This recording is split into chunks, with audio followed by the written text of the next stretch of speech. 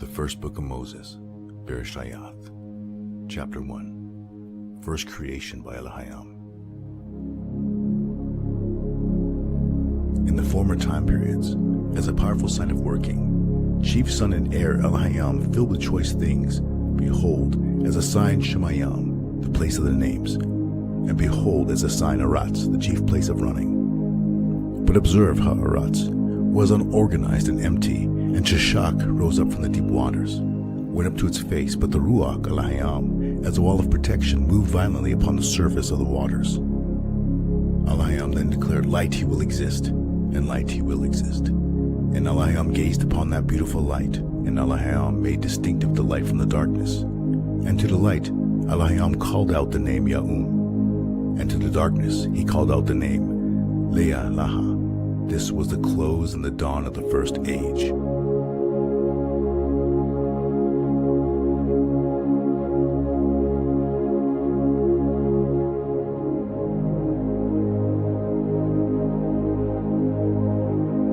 The Ketub Abarayath, or the Paleo-Hebrew, is a language over 5,000 years old. It chronicles a story branching forth from ancient time. His story, Yahweh. Walk into his story. Read the Paleo-Hebrew scriptures.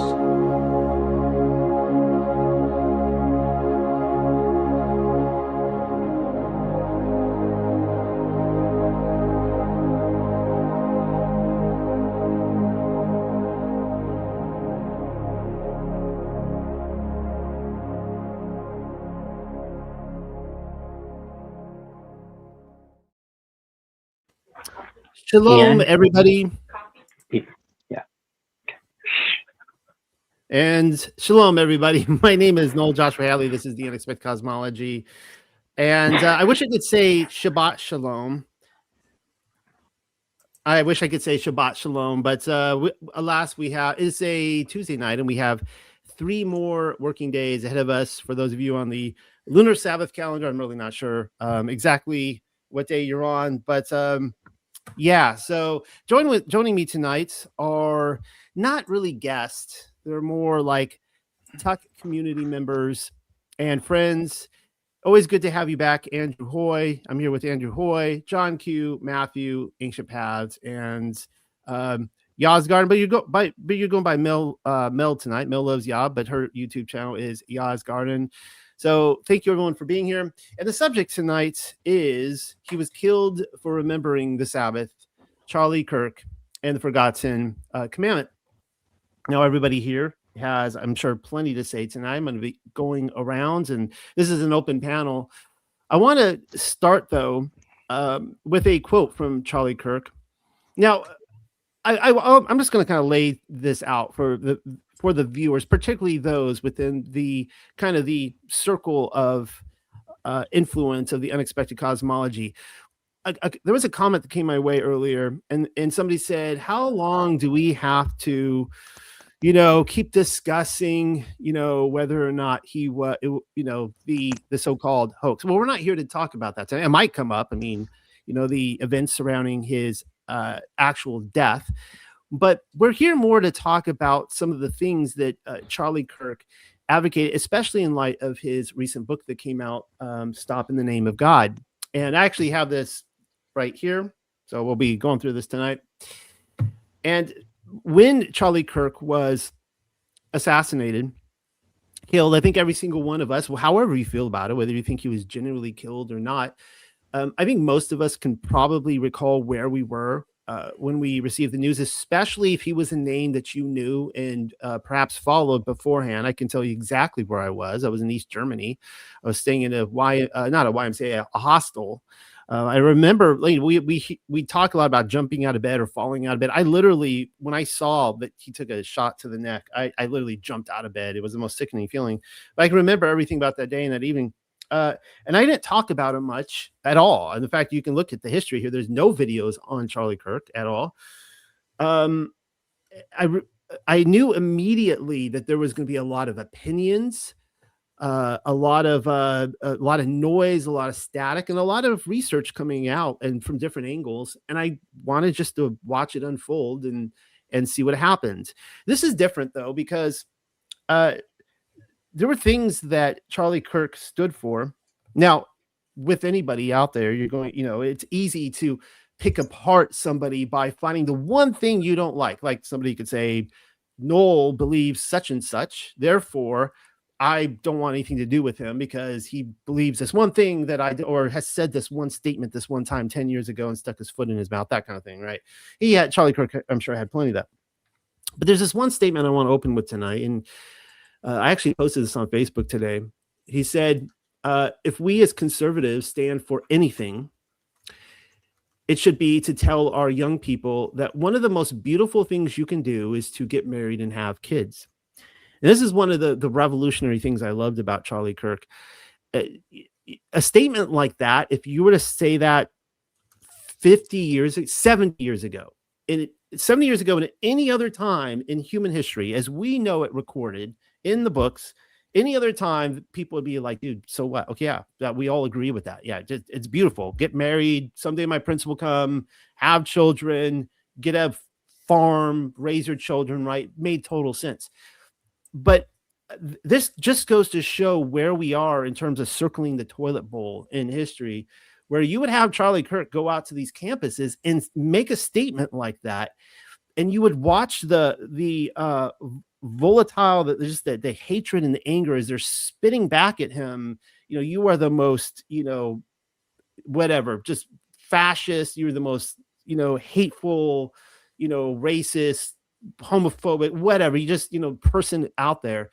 And he was stating something that for all of human history, just made the most practical, natural sense. So I went out. I'm going to quickly ask anyone, and if you have not, that's okay. This is not a test. But did anyone else have a chance to look at his book, pick it up, read any sections, anything like that? Anyone on the panel out there? I've ordered it, but it has not shown up yet. Now, Mel, you were saying earlier that you're still on the waiting list. Am I correct? Yep, and it still hasn't given me a date or even an estimate on when that is going to come in. I just went on and watched a whole bunch of reviews and then just pulled up a whole bunch of quotes and went by that, and also videos that he'd done before. So I have a little bit of information. So yeah, so Graham was supposed to be here tonight. He's in my Q crew. And of course, Hunter Tylo was going to join us tonight. She's with us in spirit. She might be watching live right now. I'm not sure. She was supposed to be here and had something come up, couldn't make it. But Graham, he did the same thing. He and I, we put an order on Amazon and we were on a waiting list. And I was just like nuts to this. I just went like literally I could have walked there just down the street to my local bookstore, supported my local, bookstore, and they had it in stock. It was perfect. And I was able to read the whole thing. So let's just dive right into it tonight. And before I do, does anyone have anything you wanted to say, opening remarks? Hand it over to you guys, just so I'm not blabbing all night. You guys all have things you want to say. Andrew, Mel, Ancient Paths, Matthew, John Q. Be sure to get it in there. I don't want you leaving tonight without that. And I know, Mel, we have some videos you want to share and comment on as well. So here's the thing about his book. I'm just going to go ahead and just kind of throw it out there, and I'll say some things. I have plenty I want to talk about. It was very beautiful. I'm glad he wrote it. I'm ecstatic over it, and I don't agree with his ultimate conclusion. Nevertheless, I'm really glad he did it. So here's what he says in a nutshell: that everybody should keep the Sabbath. That the Sabbath was instituted by God.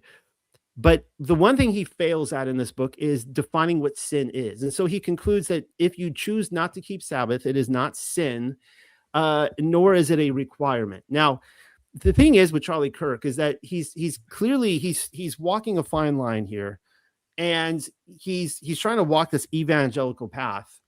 And what astounded me reading this entire thing is that I'm like, dude, this guy is seeing stuff that a lot of us saw that brought us into the Torah, and he was so close to being there. And of course, he was picked off. So this is how it starts right here with the beginning. This is how he introduces it. He says, fundamentally, there are two possible explanations for existence. For those of you who used to watch Kent Hovind back in the day, you'll remember his rock explanation. But he says this, you know, I guess for kicks and giggles, everyone on the board, you can answer whether you see yourself as number one or number two. I'll be shocked if you give the number two answer. I'm just putting that out there. But number one, you are created, you are designed, your life has purpose and intentionality. You are not a mistake. You are a miracle. I think probably most of us, I think everyone here on the board can agree with that. Number two, you are a mistake. You are the product of random mutations and molecular coincidences, a happy accident, as the painter might say. Your consciousness, agency, and emotions are simply the results of neurons firing in just the right pattern over the course of millions of years. You are not a miracle. You are merely the most advanced arrangement of carbon in the room. Those are Charlie Kirk's words. And here's a great quote by him here. He says, "The modern world is afflicted with a growing spiritual disease, a kind of metaphysical emptiness, a tumor of hopelessness and isolation. We are materially rich and spiritually impoverished." If that doesn't explain the American dream, then I don't know what does. If you examine nearly every major crisis in contemporary Western culture, depression, anxiety, addiction, loneliness, suicide, the common thread is disconnection from others, from purpose, from rest, and ultimately from God. The further we drift from the Creator, the more fragmented we become. As secularism spreads, the soul shrinks. You guys have any thoughts on that? I think that last part's beautiful. I think it also explains why he strives so hard to go out and talk to people.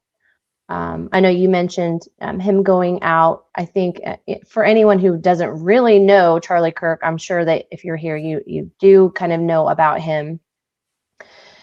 If you watched his videos, it helped you understand what all of the kids were being taught in the universities and why he was speaking out against it. And I love that he lit this new torch and passed it on to this generation that's coming up, to encourage them to not stay enemies with people just because you see things differently, but have discussions, have open discussions about them.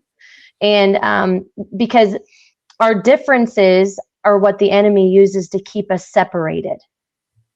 Instead of us finding out what we have in common and finding ways to have shalom or peace with people, because even if they see things differently. And I think ultimately, of course, he saw that because of scripture and the Messiah's teaching. But I think that's pretty profound. And I think it's profound. And I hope it continues with this legacy that is left behind, because he is now a martyr. Yeah, so this is how I'm going to just break down how he introduces his argument. He gives some brilliant arguments for keeping the Sabbath day, and I'm barely going to even scratch the book tonight. But he goes on to say that everything came about by God, and we get this in Genesis 1:1. So the Genesis 1:1 opens up the framework of the entire Judeo-Christian thinking. And this is what he says: if in the beginning, God created the heavens and the earth, it means that all that is good, light, beauty, order, reason, life itself, flows from a God who is not partially good or mostly good, but who is goodness itself. Sounds like a very almost kind of enlightenment explanation there, but nevertheless, I do agree with him. This foundational truth asserts that behind all existence is a divine will, a moral intelligence, a benevolent creator. It means, among many other things, that everything has a purpose. Now, nihilism, which is for him, and nihilism is the great threat to Western civilization. Nihilism teaches that there is no moral order, no objective truth, no reason for our existence. It says that we are accidents and that nothing we do ultimately matters. So think of the results of nihilism. Now, before I do, a great example of nihilism would be the Pixar Toy Story movies, which, phenomenally good movies, and they make great conversations with your children. I love to watch these and talk to them about it. But if everyone out there can remember the ending to Toy Story 3, and it is the perfect nihilistic message of there is no happiness except what you can make for yourself. And so ultimately they had to kind of establish their own new identity and meaning and purpose. And so look at the tragic fallout of nihilism. You have transgenderism, you have abortion, you have feminism. All of these were affected by that line of thinking. And we can go on and on and on about how, far down the toilet bowl of existence we've gone because of this. And so he says this, Charlie Kirk again, to define it plainly, nihilism is the belief that life is fundamentally meaningless. It denies any higher order, any transcendent moral framework, or any ultimate purpose. It is the ideology of the abyss. I love that line right there. And so the way he's very strategically taking this is basically saying without actually saying it, he's like, look, for those of you out there who think that the Sabbath is done away with and that we don't have to keep it, you're kind of lining up with this whole ideology of the abyss, that you can just find your own rest. It's all postmodern, so on and so forth. John, were you going to say something, or Andrew?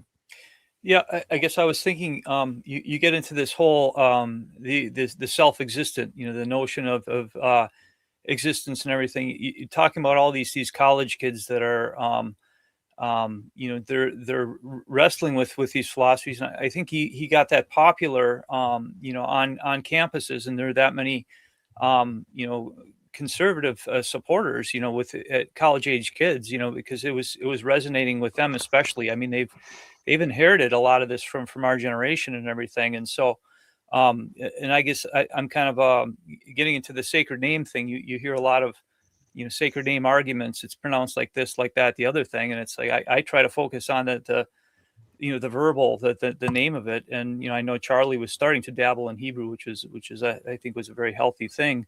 But you're getting into the hayah verb, this is the idea of Yod He Vav He, he who is self-existing, you start there, is such it's just a super foundational thing. The fool says in his heart, there is no God. This a Proverbs, a very simple truth. And the fact that Charlie's, kind of up against there, dropping all these other, what do you call it?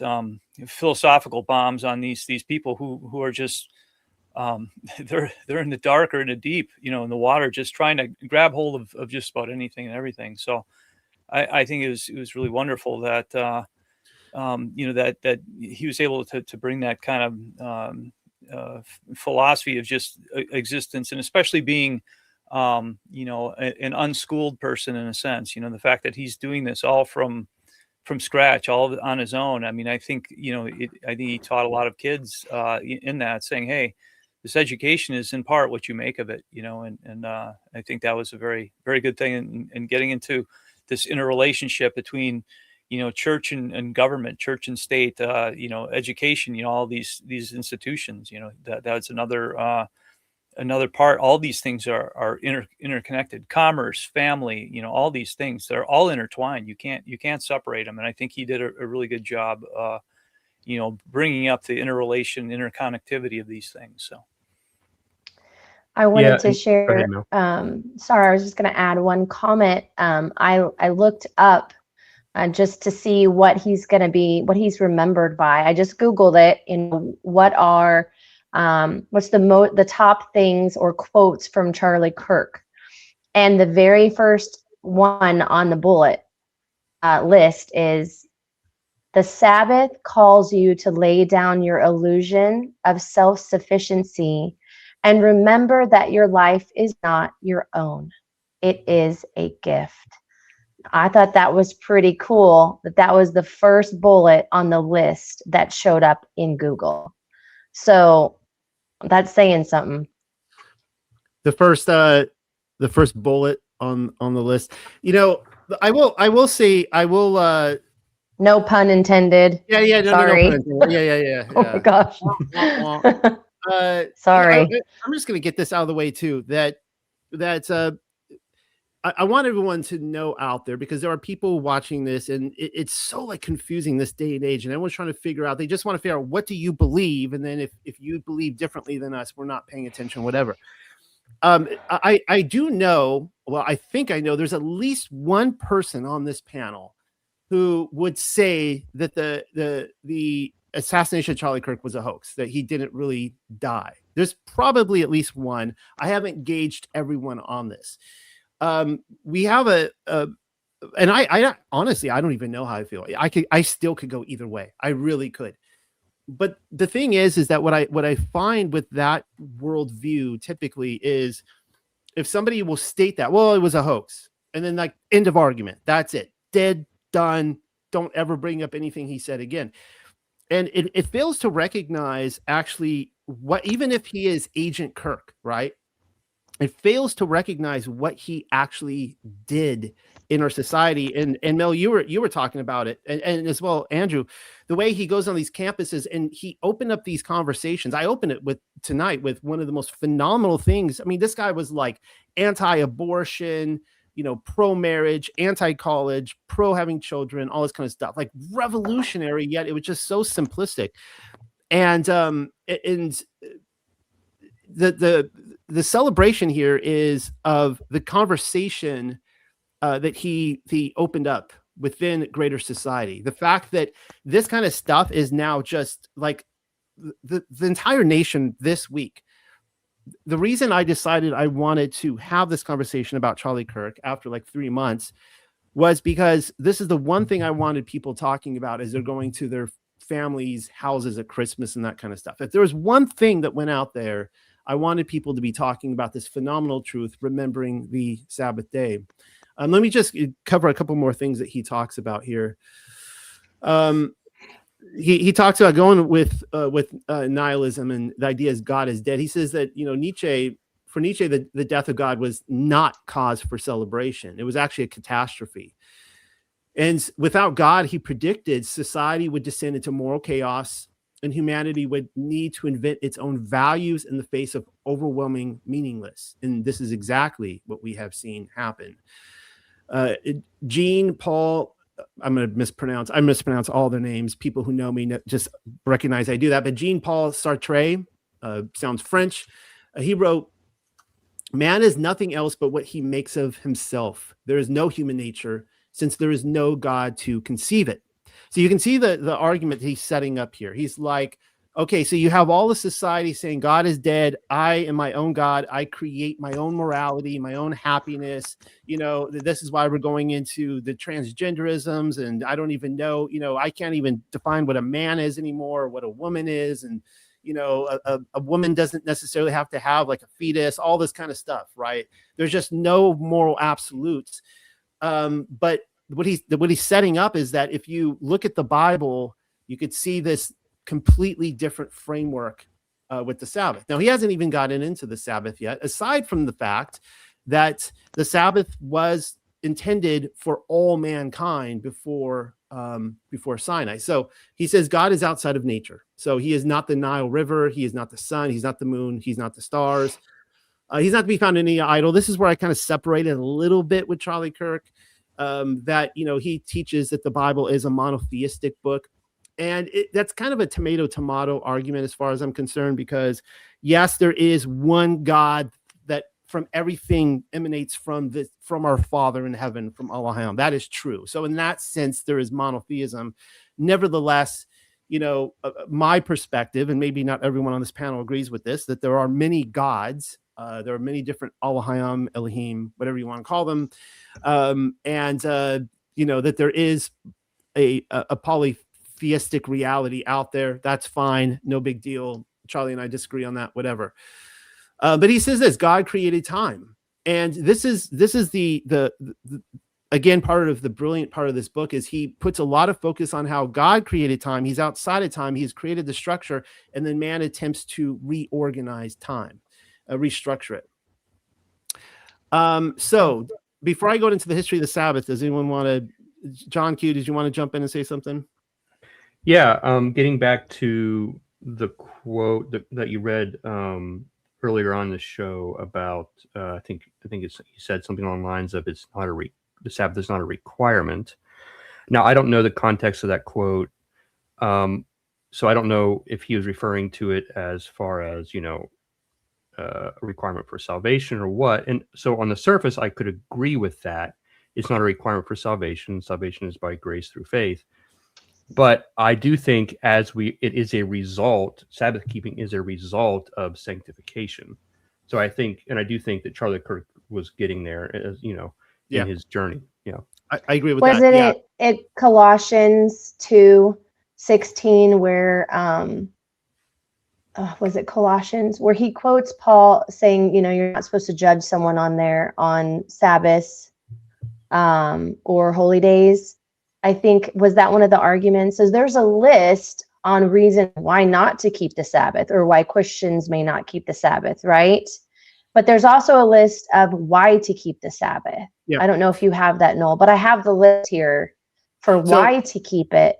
But he did also seem like he was giving a loophole or an out to some Christians. And I watched a video today from one of his supposed close friends who is a pastor, who a kid asked him the question. A kid was Orthodox Catholic, and you could see that he was hard-lined against Sabbath just by the look on his face. And you could see the pastor easily bend to the fact that Charlie did not believe that it was a requirement, but that it was beneficial. So that was kind of like the argument. It's not a requirement, but it's beneficial. Yeah, I would. So what he does in it is that he has a whole chapter on 10 reasons why we should and are bound to the Sabbath. And these are his reasons. And then what he does is he devotes an entire other chapter afterwards to reasons why Christians say they don't have to keep the Sabbath. And he does 10 of their biggest arguments. And he doesn't try to argue against them. He just puts them out there like, this is what they're saying. I have come to a different conclusion, but this is what they're saying. And it was actually, again, part of his brilliance as a debater, because he knows how the human mind works. Because I've learned this in the number of presentations I give. So let's say, for example, you can pick any subject. We're going to be talking about Hakamaha, the feminine Holy Spirit soon. Mel and Shapaz, you're going to be coming on talking about that with Hunter Tyler. And we could do a 10-minute video saying, oh, look, these are a couple verses we really like, neat, right? And then we end it, and people then come with their objections, and they come up with 3 or 4 objections, and they're like, oh, we just disproved you because you didn't bring up our objections. You see what I'm saying? So what he's actually doing, he's getting ahead of it and saying, I already know your objections, and this is what you're going to throw at me. Now, it's possible, by the way, it is possible that he did not get to finishing that, because it's one of the most undeveloped chapters. It is very possible that he didn't. It was like, I'm going to save this till the end and cover it. And, then he ate a bullet. Yeah. I actually had 2 Seventh-day Adventists. I watched a review from 2 pastors, pretty big channels. And of course, Seventh-day Adventists, they know how to argue the Sabbath. Like, they know. So when they did the review of the book, they both concluded that he was almost there and he hadn't quite finished all of his research yet. That was their conclusion. And I thought that was very interesting. Yeah, he never, that I saw, he never addressed the high Sabbath. He wasn't there yet. He and like I said, the one thing he failed at, he's still going by the kind of the John MacArthur paradigm of that there's a or the excuse of that there's a moral law, and then there's a kind of a priestly priestly law that's been done away with, right? And so ceremonial law. Yeah, ceremonial. And so, that, which is of course nowhere in the Bible, right? So it's interesting that he would like quote from Messiah. There's actually he would quote from Messiah where in Matthew 5, where he's like, I did not come, again I tell you, I did not come to, to end the law or break the law or whatever, but to fulfill the law. And so Charlie Kirk would say, see, Messiah didn't come to do away with the Sabbath, but the ceremonial law. And it's like, oh, Charlie, like, come on, like it's right there. Charlie was an exceptional historian. He was I think a pretty great philosopher. He was a great debater. But as far as theologian, I mean, we're all works in progress, right? But as far as, your title, your question, was Charlie Kirk killed for keeping the Sabbath? And let's suppose that there's two arguments. One is whether or not he went down a trap door and, whatever else, but, presuming he was, and I tend to believe that he was killed. Once he started on that path, that was the beginning of his path to discovery of many, many, many other things. And, the fact that, whether October 7th is hoax, that could be one, motive as far as someone wanting him out. But with the amount of attention and everything that he wielded, the amount that the church might not like those things, I think that's a very, possible thing. You mentioned the idea of restoration, kind of a Sabbath is part of it. We say Shabbat Shalom it sounds like kind of a trite thing. And, people will say shalom means peace or hello, but it's also from shalem. Shalem is the idea of wholeness. And so it's with this wholeness that this is where we get restored. This is where we figure things out morally, etc. You mentioned the other one thing I wanted to say too on the sin thing. So, if he doesn't know what sin is, and it says that in Romans, like if not for the law, I wouldn't know what sin is. You have in Hebrew, you have chata and chata'a. You've got the masculine and feminine form of it. You got the what do you call it? The verb in a noun sense. So it can be used as a verb and it can be used as a noun. Unfortunately, we take the word as a church word, and when I say a church word, if I'm rubbing up against a dead mouse or something like that, guess what? This is sin, okay? And people don't think of that as being sin or bodily discharges, etc. Sin, chata, is the idea of offense or an offensive thing. So the question is who does this offend if we're not observing the Sabbath? Well, it offends the Almighty. Well, it could well offend your neighbor if you're making a whole bunch of noise, cranking out on your boombox when you're trying to rest after a hard week, etc. So this is again back to that wholeness and chata, the idea of sin, the offense that is against this, it's coming contrary to wound the wholeness. So that's what I want to say about the chata thing, the sin thing. And Charlie didn't understand that as a dispensationalist, as an evangelical, etc., because all they can do is regurgitate the party lines. And his path in the Sabbath was the beginning of his trek out of there. And I think that he wouldn't have lasted too many more years like that. Well, that's what I'm saying, Andrew. So this is I think Mel, you're in agreement with me on this too. Now I side on the edge of, I really do think he was killed. I really do enjoy different theories, and I've sat and I've listened to those who have claimed that it was a hoax, and I think they bring up some great points. But I do side on the fact that he really was killed. I think he was taken out. And Mel, you and I were talking about this, that this might have been the reason. Like, this might have been it.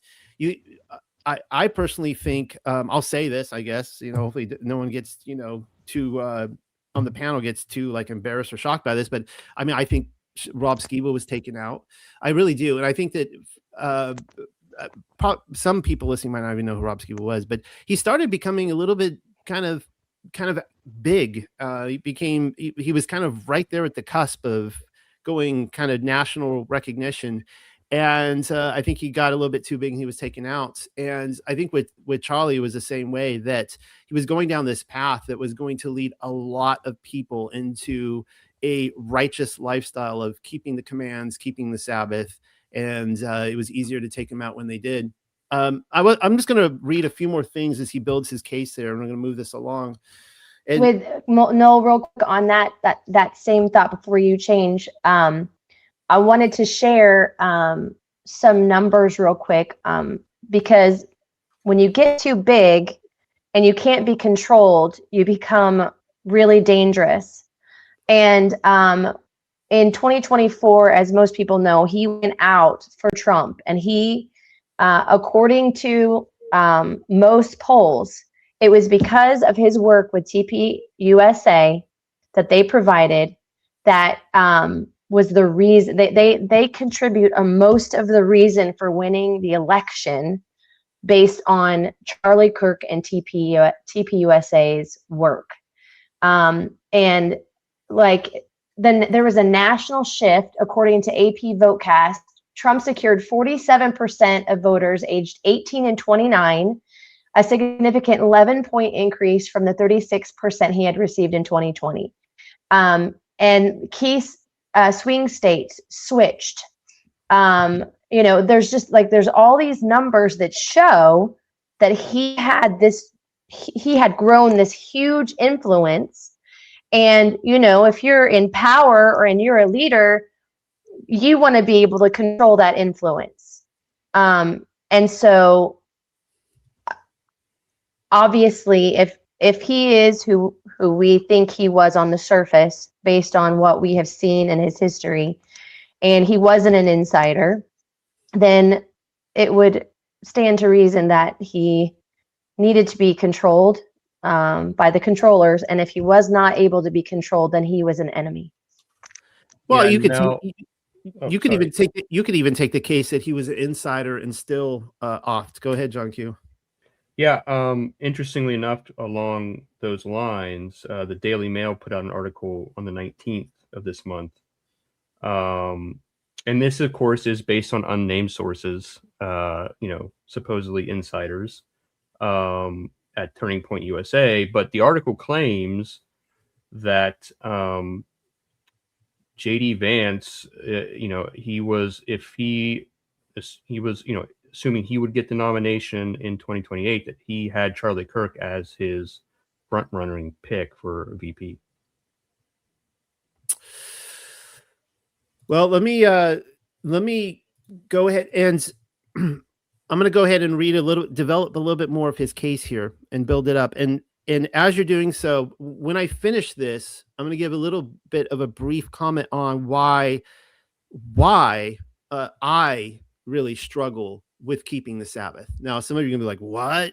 But just wait and hear me out what I have to say, and why I relate so much to what Charlie Kirk is saying. So this is what he has to say about the history of the Sabbath.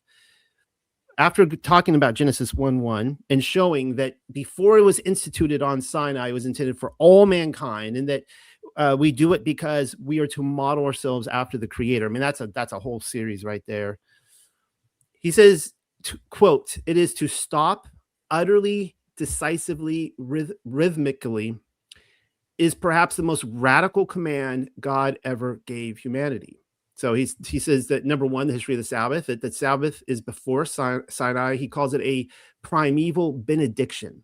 It is not only his final act of creation, but also his first invitation to man. The Sabbath began not in the synagogue or the church, but in Eden.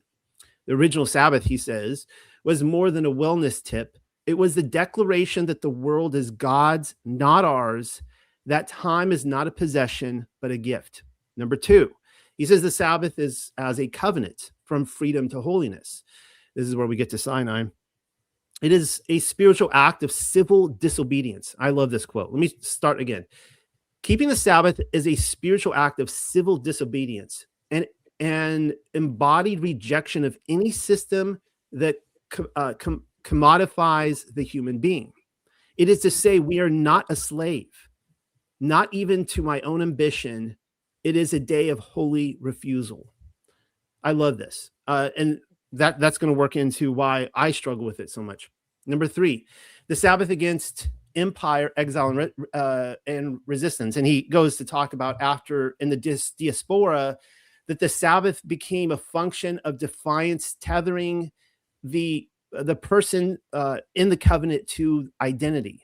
The Sabbath becomes a portable sanctuary, a cathedral in stone, but in time. Of course, all of us right now are in the diaspora as well. And number 4, Christianity and the reconstruction of sacred time. And he says that Jesus honored the Sabbath, but reoriented its meaning. His healings and teachings on the Sabbath were not abolitions of the day, but restorations of its purpose. And I agree with that. Throughout the Middle Ages, Sunday observance was more than a moral expectation. It was embedded in the legal, cultural, and architectural framework of Christendom. Church bells structured the week. Cathedrals stood as sentinels of sacred time. And lastly, he says, these practices, though often viewed today as austere or even oppressive, were rooted in a belief that human beings flourish when time is ordered by something greater than impulse or utility. The Sabbath was not a denial of joy. It was an invitation to deeper joy. Now, the reason I say that the Sabbath is difficult to keep is not because it's easy for me every single week to say, I'm not going to work on this day. I'm taking the day off. And I do every single week. So if I'm taking the Torah strictly as a just checking off the box, like these exoteric commands, easy to do, not a problem at all. Just sleep in, just go outside, look up at the sky, the sun, read a book, whatever, right? Go swimming, easy to do. But what I find is, and this is the whole argument that Charlie Kirk presents, when you get to Yahshua's teachings, and you guys all know this, like, he says, you think you don't murder. Oh, you think you don't commit adultery. Well, bravo. Great for you. You never, cheated on some other guy's wife. Well, when was the last time you lusted after a woman? Right. Well, 20 minutes ago. Right. And so it's the same thing with the Sabbath, where if it's a day where we are to rebel against being a slave to ourselves, meaning like I can never work enough. My work isn't good enough. I need more, right? I just more output, this kind of stuff.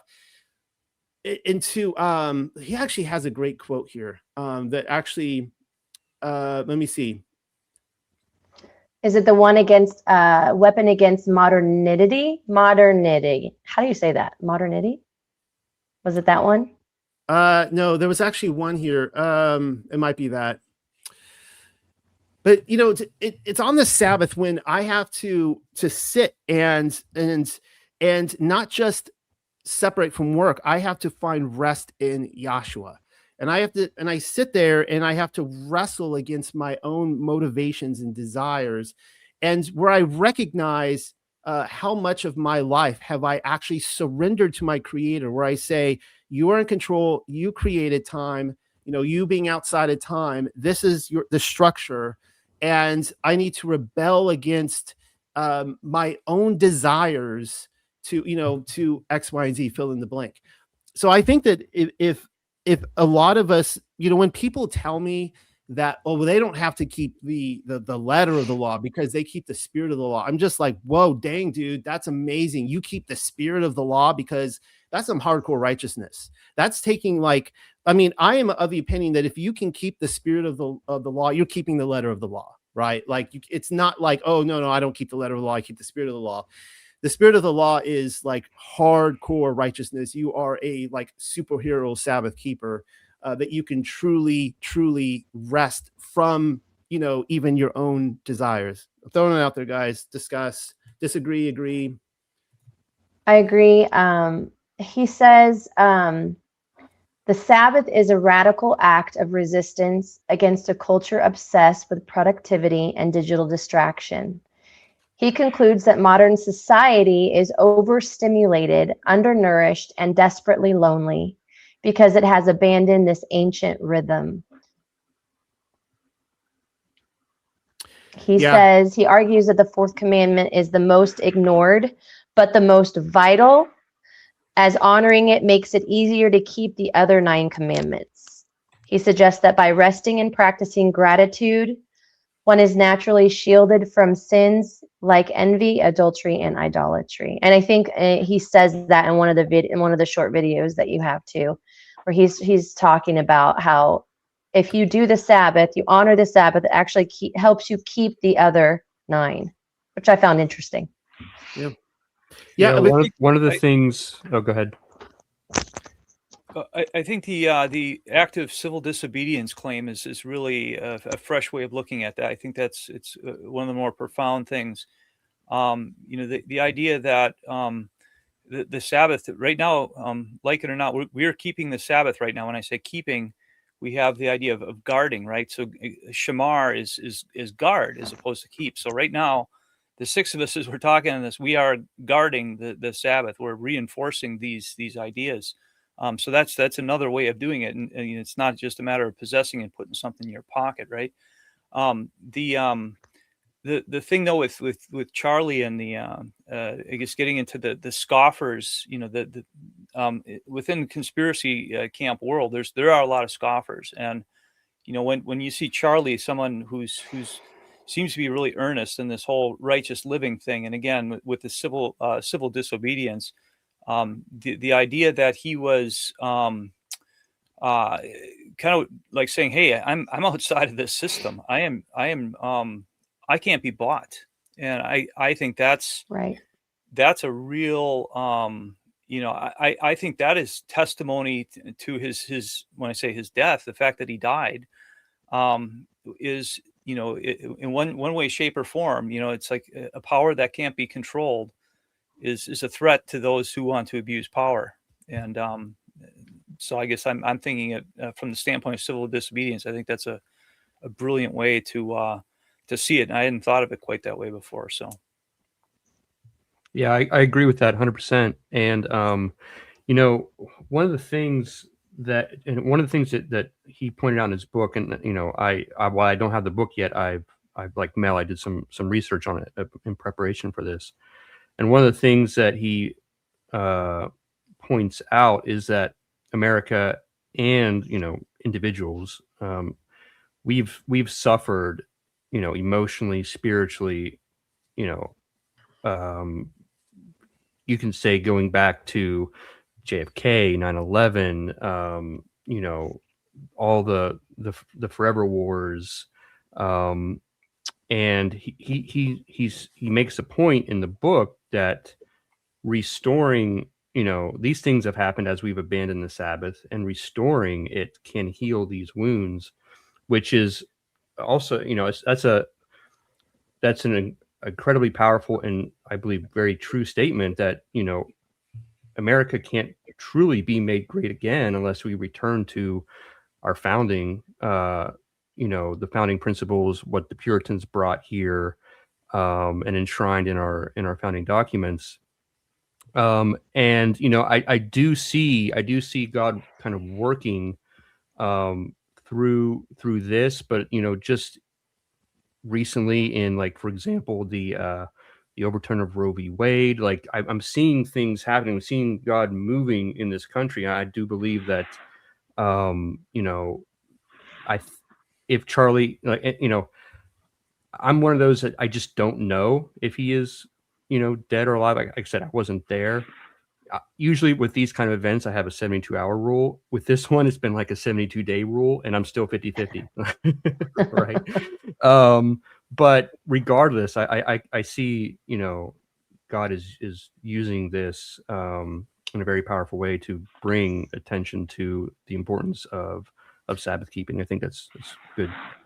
Well, John, this is my one pet peeve in this, right? Because when the people come that everything is a hoax, right? I used to be there. I used to be one of those people, and it feels to me like when somebody tries to enter into a conversation they're trying to sound like super intellectual and in depth, and like they have all that something to say, and they ultimately don't have a lot to say because they can't then the kind of the philosophy ends there. Like they can't see how, if it's a hoax, they can't possibly see how there could be any good coming out of this because all hoaxes are bad, right? And this is one of those moments in history that we have right now to like reel some people in to an amazing thing. And on the flip, you have all these people out there saying this is Noahide and like Noahide laws, and this is Zionism and all this kind of stuff, which I think we should talk about tonight. Matthew, you've been sitting there quietly tonight. Did you have any thoughts you wanted to throw in? You're Matthew, I'm sorry, I can't hear you.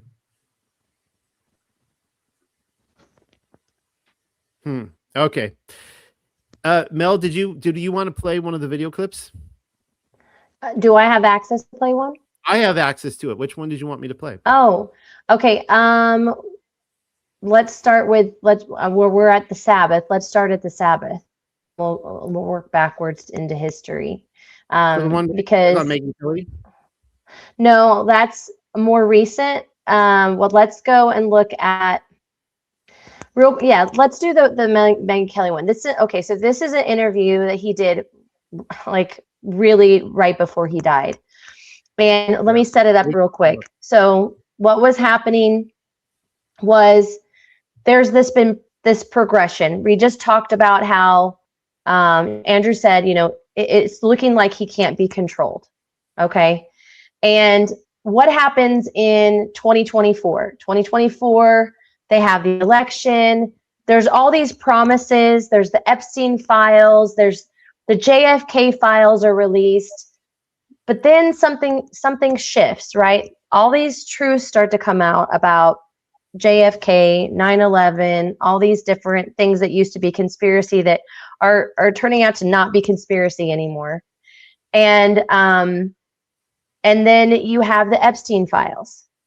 And before that, you had the Gaza, the attack on Gaza, and that conversation, and then, the war that's going on over there. And so these things just keep escalating and escalating and escalating.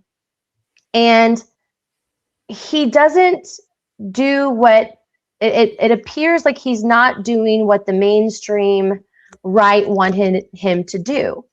And that became a problem. And in this clip, he's going to talk about what is happening and the persecution that he's coming under because he's not going mainstream and following what narrative they are feeding him. So that's that's the setup.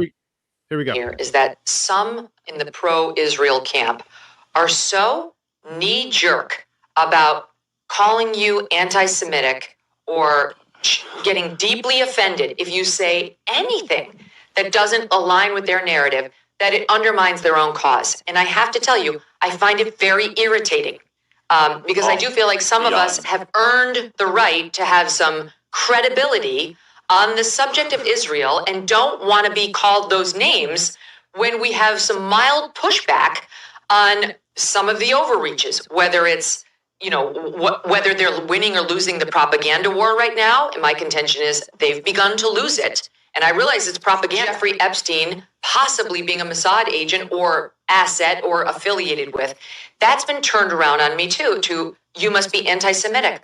What the hell? Say you can criticize Israel. That's fine. We won't call you anti-Semitic if you criticize Israel. Now turn around immediately and say you're anti-Semitic for even raising that. I completely reject that. Megan, you're hitting on something very potent and important. Now, let me first say, I don't want to judge an entire group because there's been many people in the pro-Israel world that have been very sweet, very kind, very nuanced, very Charlie. You're with us. You don't have to agree all the time. However, and I will say this, the behavior by a lot, both privately and publicly, are pushing people like you and me away. Not like we're going to be pro-Hamas, not like we're going to, but we're like, honestly, the way you are treating me is so repulsive. I have text messages, Megan, calling me an anti-Semite. I am learning biblical Hebrew and writing a book on the Shabbat. I honor the Shabbat, literally the Jewish Sabbath. Of course, you can hear right there, to answer any question that he kept, when he says the Jewish Sabbath, he's talking about he keeps Saturday rather than Sunday. We lost Matthew. Maybe he'll come back. Yeah, what's your Mel loves Yah? What's your does anyone have any thoughts on that actually? Yeah, I just opened it up because I pretty much presented why I feel like, I personally feel like the reason why he could not continue, he was not controllable. And so that's why I think he lost his life, to be honest. But yeah. That's where I'm at. That's where I'm at too. Yeah. Yep. The trajectory, I think, was pretty hard set, and if some is good, more is better, when it comes to controversy and things like that. Not to say that he was looking to just whip up every bit of controversy, but it sells, and it's good for ratings when you see people, back and forth. And the probably the greatest thing about Charlie is his commitment to open dialogue and reasoning through subject matters, and it's like, well, you can say things that offend me, you can say offensive things to me, but let's stay on point. It's like I think he did a really good job. I mean, an exceptional job of that. And probably about 98%, he was so much there more than he was not. And that was so emblematic of it's like anyone with that mentality say, we're going to get down to the truth. We're going to learn the nuance that we need to. We're going to explore. We're going to listen to both sides and everything. That path is not friendly in the neocon audience and the gyno audience and the evangelical audience. And there's so many audiences that is like, no, you can't question us, And he's like, no, everyone is subject to this level of scrutiny. So I think he did that. That was really one of his greatest virtues, I think. So I have a list here that I compiled that the events that occurred in 2025, kind of leading up to this this discussion with Megyn Kelly. And one of the reasons why he was in so much trouble is because in one of the TPUSA events, he allowed Candace Owens, Tucker Carlson, and he also promoted a debate between, was it Dave Smith and, does anybody know his name?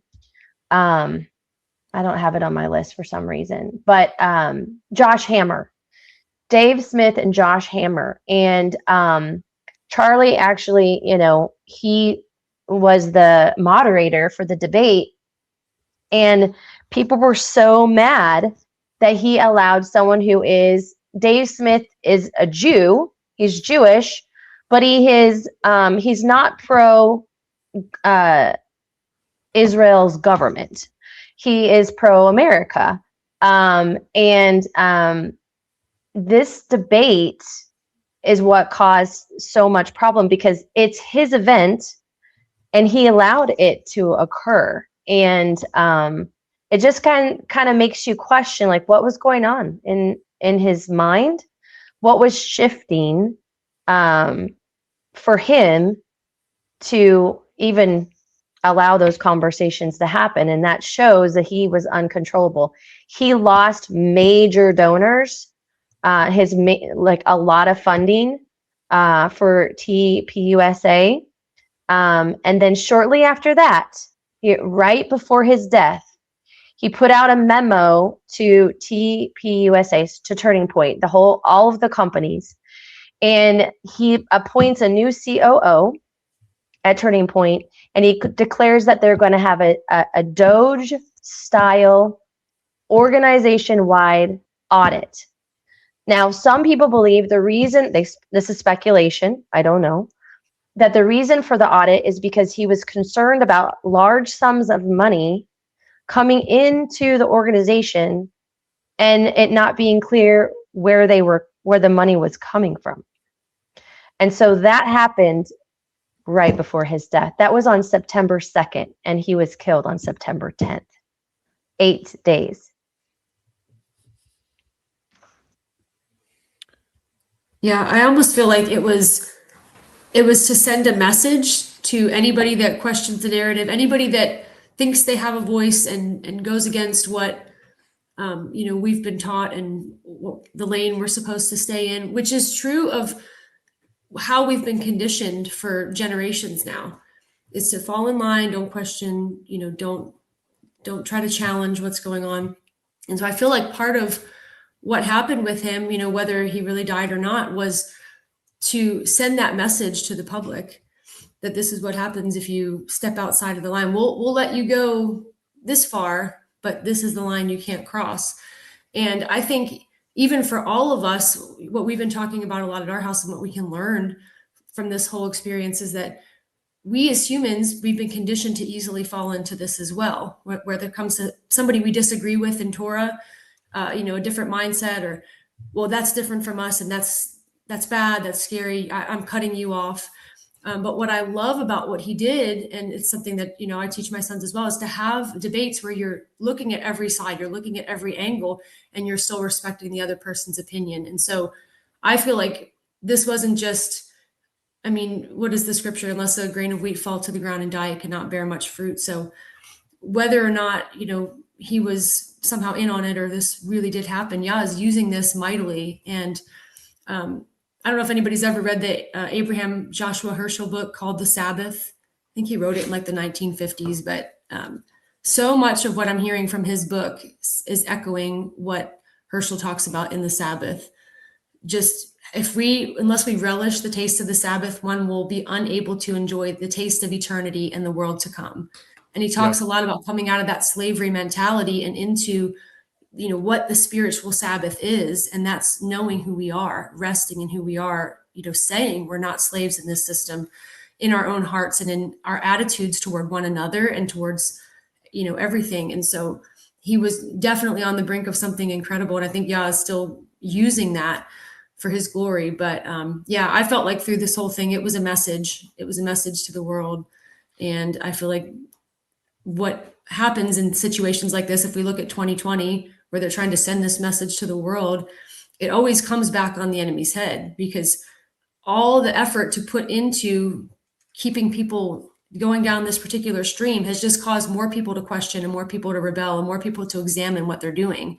And so again, that scripture comes to mind: unless a grain of wheat fall to the ground and die, it will not bear much fruit. So even in this, there is much fruit that I think is going to come out of it, which is exciting. He quotes Heschel a lot in this book, and here's one of his quotes: "The Sabbath is the presence of eternity in time." Now, this is what I want to get back to really quickly on why, and I don't want this to go be mistaken, because people can easily take things I say and run with it, where I say that keeping the Sabbath for me is difficult at times. And immediately there's going to be people out there going like, what's the problem? Well, you can't get on like a cot or something and stretch out. And it's like, no, that's not what I'm talking about. Like, and I think that when you're talking to a lot of Christians about the Sabbath, and the Sabbath is so icky and gross to them, it's not because they don't want to go off on a camping trip. It could be very much. Maybe it's as simple as they just want to go to the soccer practice or the farmer's market. But I'm going to read this quote again. He says, "The Sabbath is the presence of eternity in time." And so the idea being put forward here, let me just go ahead and read this. This is another Charlie Kirk quote from his book. He says, "The gravity of the Sabbath in ancient Israel is hard to overstate. Recorded in Exodus 31:14, God declares, 'Everyone who profanes it shall be put to death.' To violate the Sabbath wasn't a casual mistake. It was a capital crime. This wasn't just about taking a break. It was about allegiance, about covenant, about who ruled time itself." And I'm going to say that these things right here are the things that I think are at the core of why people wrestle with it. So again, it was about allegiance, about covenant, and about who ruled time itself, meaning I don't rule time. Nobody else rules time. God rules time, right? That same sacred day was also woven into the very rhythm of creation. He goes back to that a lot. Genesis 2:2-3 tells us that God himself rested, blessed the seventh day, and made it holy. That's before there was a Sinai, before there were tribes, before there was sin. The Sabbath is primordial. And he says that Sabbath is not simply about stopping labor. Right. So this is where I think that a lot within the Torah crowd kind of oversimplify this. And they're just looking at the exoteric, which is great. And I'm not against that at all, because we should stop labor. I stop labor. But I think we need to take it deeper than this. And the thing is one of the things with labor is that you can hide from God in your work. But when you're forced to stop your labor and spend time with Allah Hayam, you then have to reconcile with yourself and your own, your own relationship with him. So he goes on to say, it is about entering a different dimension of existence, what Jewish mystics call a foretaste of the world to come, end quote. It is a rehearsal for redemption, a sanctuary in time. And of course, anytime when you hear the he calls them mystics, which is funny, the sages, the rabbis, whenever they talk about a foretaste of the world to come, maybe the mystics say that, but that's just basically Talmudic or even within the Targums or whatever. They're always talking about the millennial kingdom. In Christian terms, it is when we practice Sabbath, we are living out the millennial kingdom. So I will say on a side note, because not everyone here, but I know everyone on this panel is at least aware with the millennial kingdom little season research, is that I see all these millennial kingdom people out there, and they're like, they took the millennial kingdom from us, they stole it from us, and I'm sitting here thinking, actually, nobody stole it but you. Like, you can still keep the kingdom, right? You can still keep this day of rest that you have claimed that we no longer have to keep. So I can keep going on in his book. Does anyone have any comments you want to throw out there? Yep. I was thinking of the you're talking a little bit before about the fiscal incentives and everything here. There's just one saying that I've learned in the world of being a conspiracy theorist, right? And so being a conspiracy theorist, of course, is of course biblical, because what does it say in Psalm 2 is why do the nations conspire and the peoples plot in vain? So right there, basis for being a conspiracy theorist. But this idea of following the money, so it was they really were just kind of locking horns with Messiah up until what point, when he started to overturn the tables of the money changers, right? So this is like a really pivotal point if you start looking at the gospel history. But apart from that, I was just also prompted by Noel's thing, the Isaiah 58 thing, 58:13. If you turn away your foot from the Sabbath, from doing your pleasure on my holy day, and call the Sabbath a delight, and the holy day of the Lord honorable, and shall honor him not doing your own ways, not finding your own pleasure, nor speaking your own words, then you shall delight yourself in the Lord, and I will cause you to ride on the high hills of the earth, and feed you with the heritage of Jacob your father. The mouth of the Lord has spoken. Oh, that's all done away with, though. That's all past tense. That it's absurd to think of that. A text like that is just being expired. So anyway, It's one of my favorite Sabbath passages. I mean, when I learned about the Sabbath, like, this was, I just, just like most of us, I'm sure we just word search Sabbath and through the scripture, and that was like the number one. Matthew, go ahead. I'm sorry. Go ahead, brother. Oh, are you guys hearing him? Okay, man. I'm sorry, Matthew. We're having some tech. I heard you for a minute. Wait. Are you speaking, brother? Here, let me see. I'm working out some settings here. There we Okay, go. I heard you. We heard you. Yeah, you got me? You're on. Let's do it. You're on. All right, here we go. Okay, so one of the ways that he comes across is there is a sin that's not unto death. I do not say that we should pray for it. And I think that's where he was going to the next step, is not only giving them an out to say, okay, you can follow it, you don't have to, with the Christians in the general sense, but saying okay, yes, the next step, instead of saying it's not a sin, is it may be a sin, but it's not a sin unto death. But there is no righteousness that is not unto life. And that is the key thing, is there's always a blessing for doing righteousness. And sometimes it takes a longer time because, as we all know from experience, when you do wickedness, consequences of your actions follow you quicker than the rewards of the righteous. But nonetheless, there's always rewards for the righteous that come. When I look at how he's presenting himself at this time, I find the timeline very interesting, how relevant this coming out into the Torah and seeking those things. And we're not talking, there's a big difference here when it comes to following after the Torah and after the Sabbath and seeking after those things versus the other side of the Israelites and Zionism particularly. And so when there's such a contrast and you're going towards one without going towards the other, that creates a problem that the system that rules this timeline really doesn't care for. So I just wanted to put that out there. But yeah, there's always blessings for righteousness.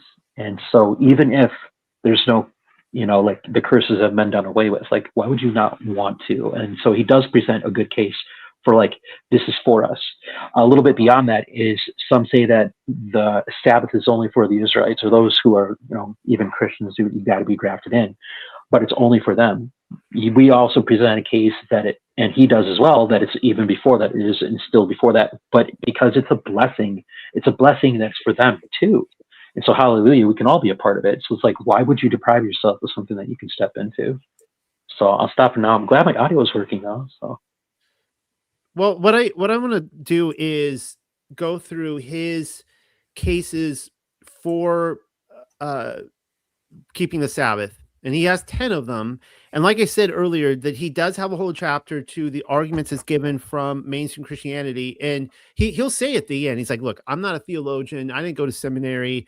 I just don't agree with these, and I feel that even though those passages are there that they will use, it's really an out from what Scripture as a whole says." So these are his top 10 reasons for keeping the Sabbath.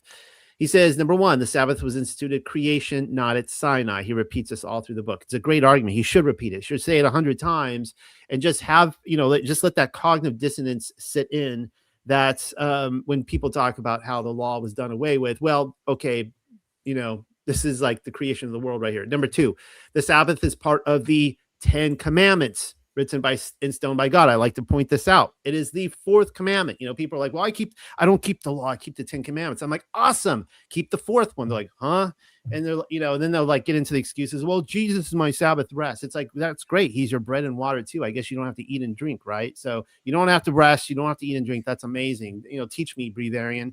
But sit there on your mountaintop. I will hike up there and I will learn your ways. But anyways, written on stone by God, and he gives Exodus chapter 20, Deuteronomy chapter 5.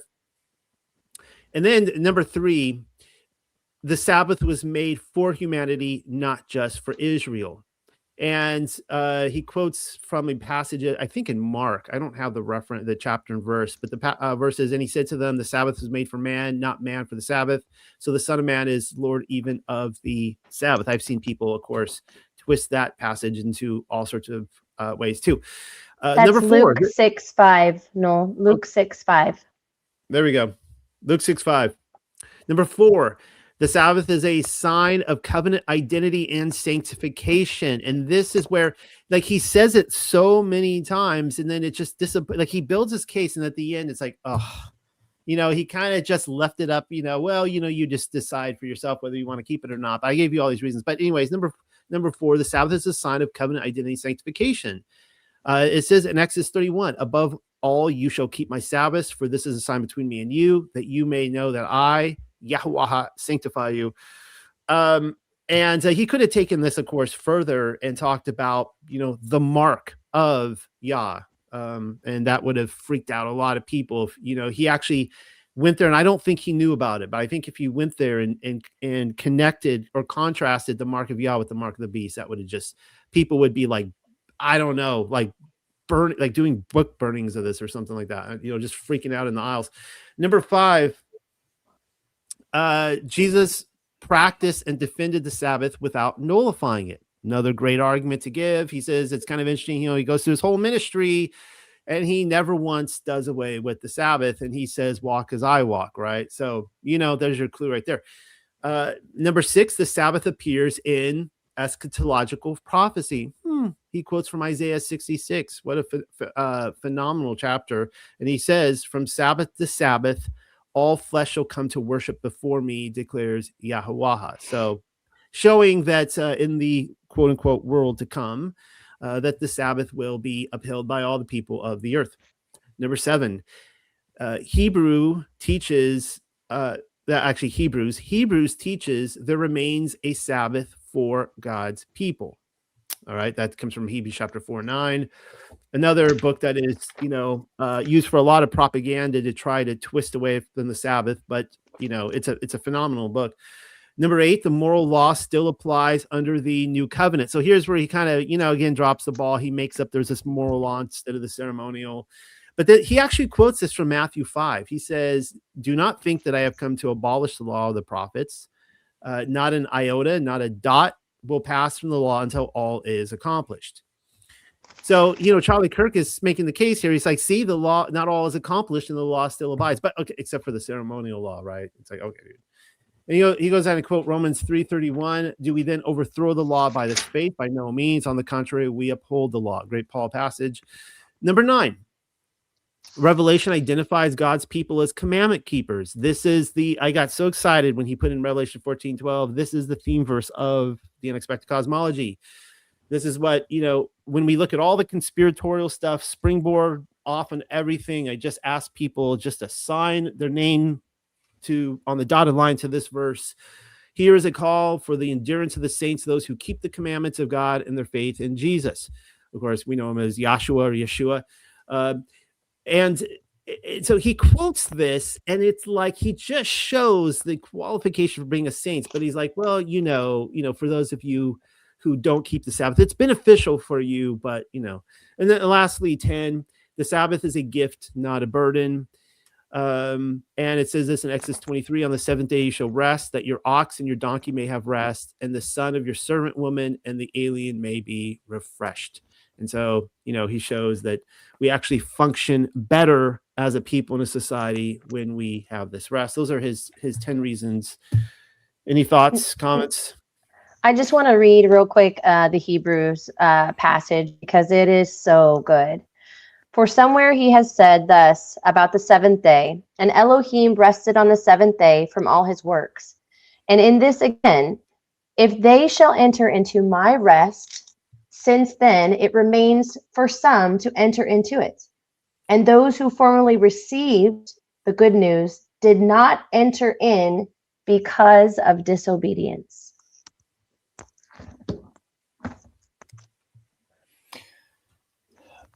I got to thinking about it's just kind of a personal testimony thing. That when I first really pondering the Sabbath, I was working as a waiter at the Olive Garden, and I was working a Sunday morning shift, which is like, soup, salad, coffee, and old ladies. And so I could see these ladies. There's probably half a dozen of them. Could have been anyone's grandma type thing. I mean,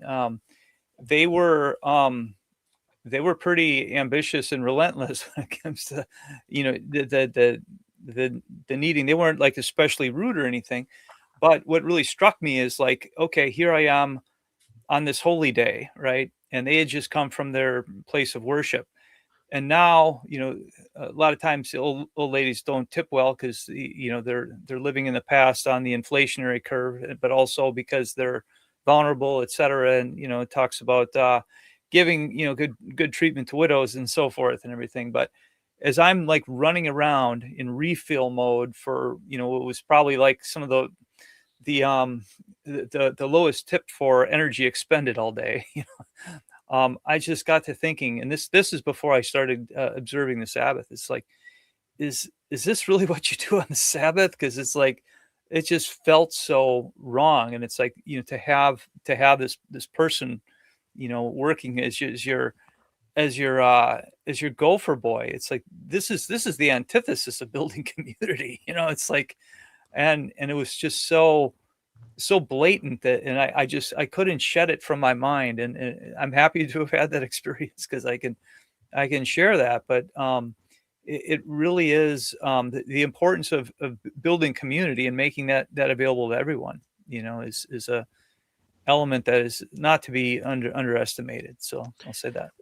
Well, I want to ask this question for everyone on the panel, and then Mel, I'd like to get back to the videos. We have a few more, and we could discuss them and even get into Israel, that sort of stuff. But one of his positions he takes now, Charlie says that he was keeping Saturday Sabbath. He was keeping the 7th day Sabbath, right? He kept stating this throughout. And the case was easily made because that's what it says in the 4th commandment. Now, again, props to all my lunar Sabbath crowd out there. You got your argument. That's fine. But according to, the actual week we have today, he was saying it's not Sunday, it's Saturday. However, he did conclude this. He said, he wasn't forbidding Sunday or even Friday. He's like, look, you want to keep it Friday, you want to keep it Sunday, whatever, keep it that day, but keep the Sabbath. Now, I'm going to ask you guys, what are your thoughts on this? So if I were to say, because I think everyone on this panel is a 7th day Saturday, Sabbath keeper. I don't think there's any lunar Sabbath on the panel. There could be. Not yet. Not yet. Close. Yeah. Working on it. Maybe. Maybe. Are you really going in that direction, Mel? I am. All right. It's just one of those things that I think that the 7th day is a really great start on whatever your calendar says the 7th day is. But as I have been studying the sun, moon, and stars, and Bereshith, Genesis 1:14, that our time is tracked in the Shamayim, in the heavens, by the sun, moon, and stars. And in more research, the calendars have changed so much. At one point there was more than 7 days on a calendar, Yeah. and many different calendars. And Charlie Kirk talks about that in his book as recently as the 1700s, actually. Some attempts at 10-day calendars. We'll have to have that conversation. Right. And it's interesting because when I bring people on to talk about different calendars, they come on and it's almost like it's going to scare some people off about talking about calendars, because then they become lunar Sabbath afterwards. It's kind of funny. We'll have to have that discussion. But that being said, I want to ask a question. Okay, I'll just go ahead and say this. I'll say this. Talking about the different calendars has really humbled me a lot, because I encounter all these different individuals, and they're like, if you don't keep my calendar, you're living in sin. If you don't keep my lunar Sabbath, you're living in sin. Some of them will even say it's a salvational issue type thing, right? Because it is the mark of Yah, right? It is the Sabbath day. So I think we should just get the elephant out of the room and talk about this, because if somebody doesn't keep Saturday Sabbath and they keep Sunday Sabbath, are they in a covenant relationship? Throwing it out there to you guys. What are your thoughts? You guys be honest. I would say yes, they're in covenant relationship. That's the thing about the relationship with the Father, who is the judge, and Yeshua. We are not the judge. And there's so many judges out there right now condemning people. It's really sad. It is a division. It is just the way that the enemy causes division. And it's a relationship, a personal relationship with our Heavenly Father through the Holy Spirit, through our Savior. And if someone is led to something, who are you to question that path that they are going on? Because it might lead to something. Maybe it's not the truth, but Yah uses these pathways to bring people to better and stronger understanding. But if you get hardlined and yoked to anything and start going out and judging people, Yah won't continue to grow you. And that's just my opinion. But I don't think that Yah is going to grow people who are not humble and meek in their understanding. Ancient Palace, I want to get you on this, because you are, you talk to a lot of different Torah individuals, and you're into, the health of the body and the soul and the spirits. Do you have a thought on that?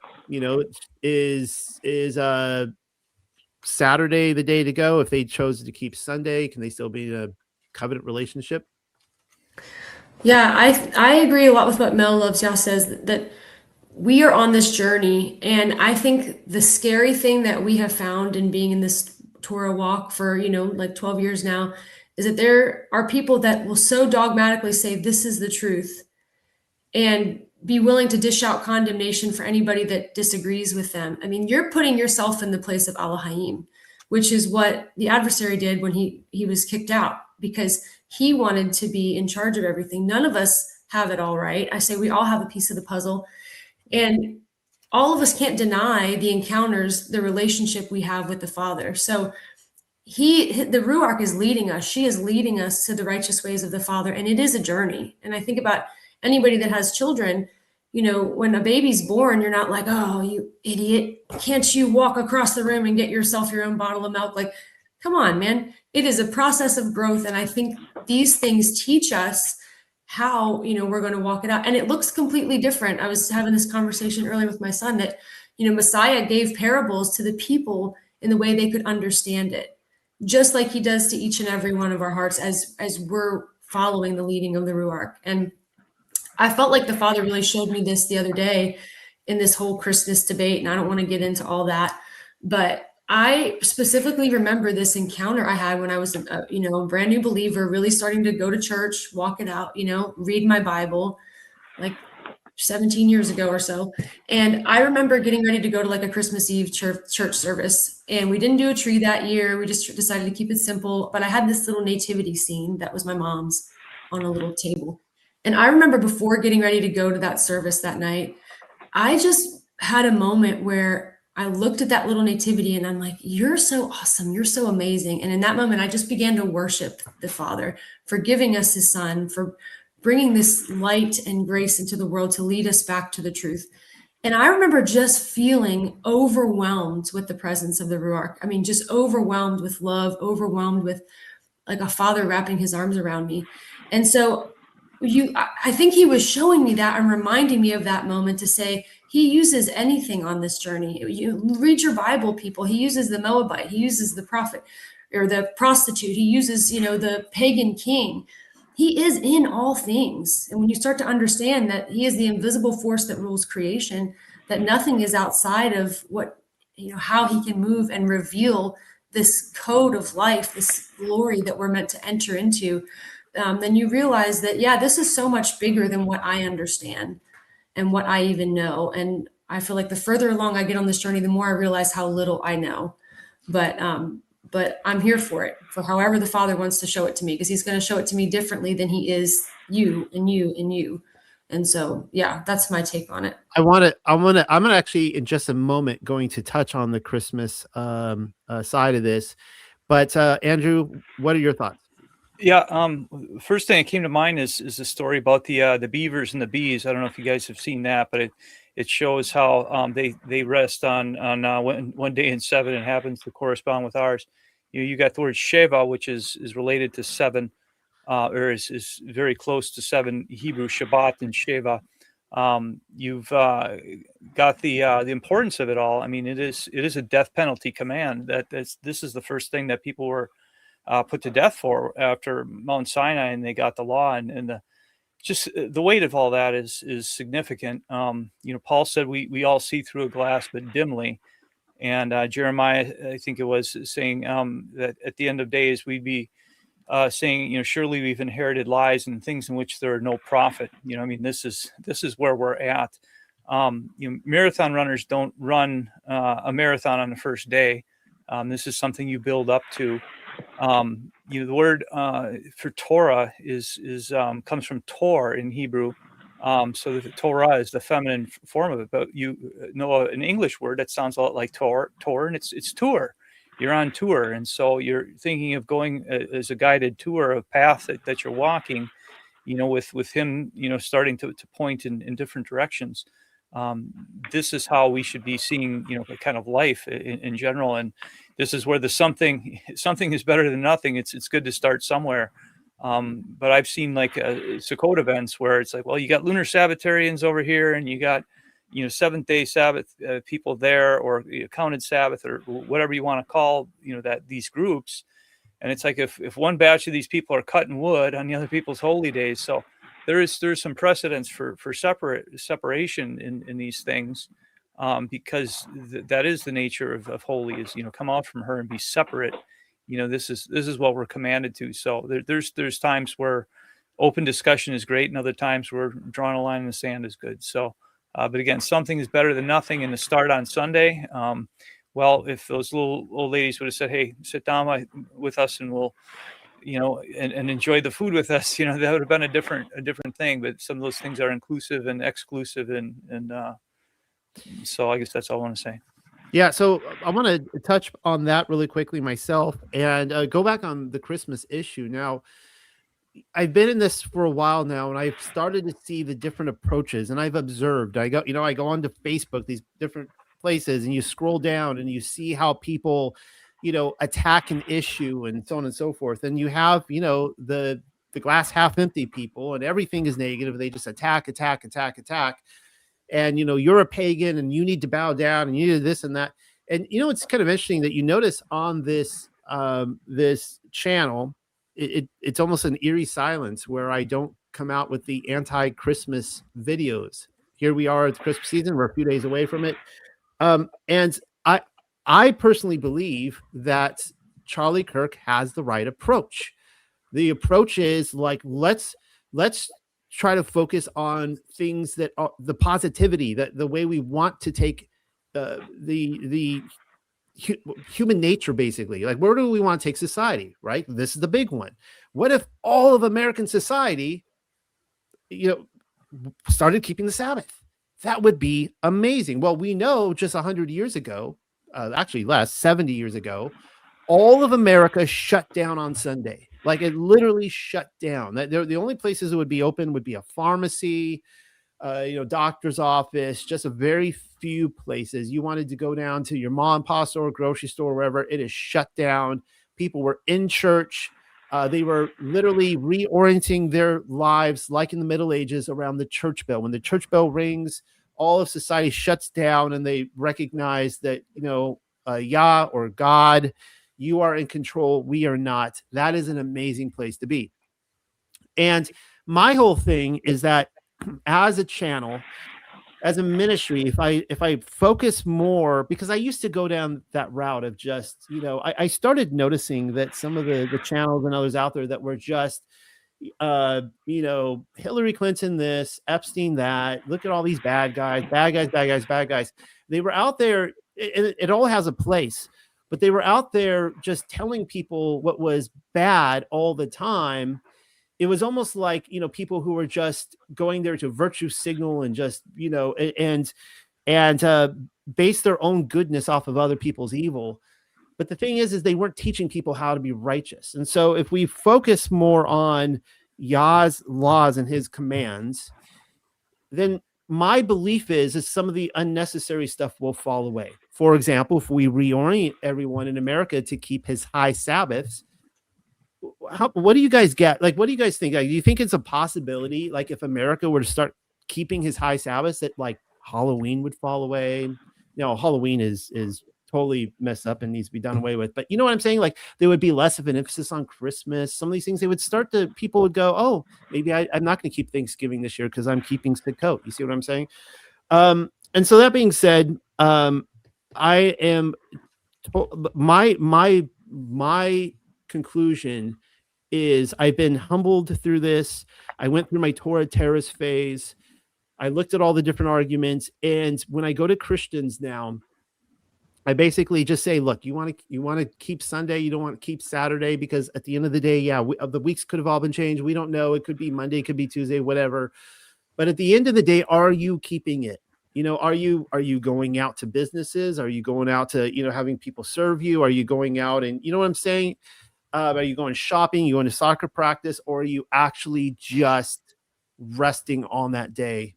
And that's what it was all about for Charlie Kirk, getting people to that very radical idea whenever they did. I do want to throw out one more thing that people are going to misread in his book. It has been stated, I've seen some of the statements out there. Erica Kirk said it, and Charlie said it earlier on, that he can't always keep the Sabbath.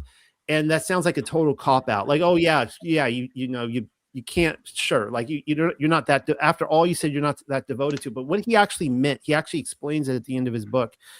He says that there's about 4 or 5 Sabbaths in the year that he doesn't perfectly keep.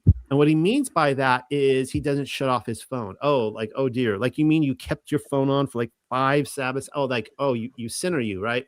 And what he says is that it's because he does like speaking engagements. And so anybody who has ever worked the conference circuit knows what it's like to go to a conference over the weekend, or even for you Lunar Sabbath folks. And there are, speaking engagements on the Sabbath day. And that's what he meant by that. So that there were times where he couldn't not be at a conference and the Sabbath is going on. So he has his cell phone on, stuff like that. I didn't get Matthew and John Q, your comments on this. Matthew, I don't know if you want to go first, or I'm happy to.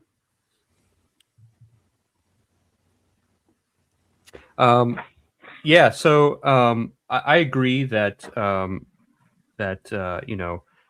as long as we're keeping the Sabbath, and I do think it's a personal thing. You go first.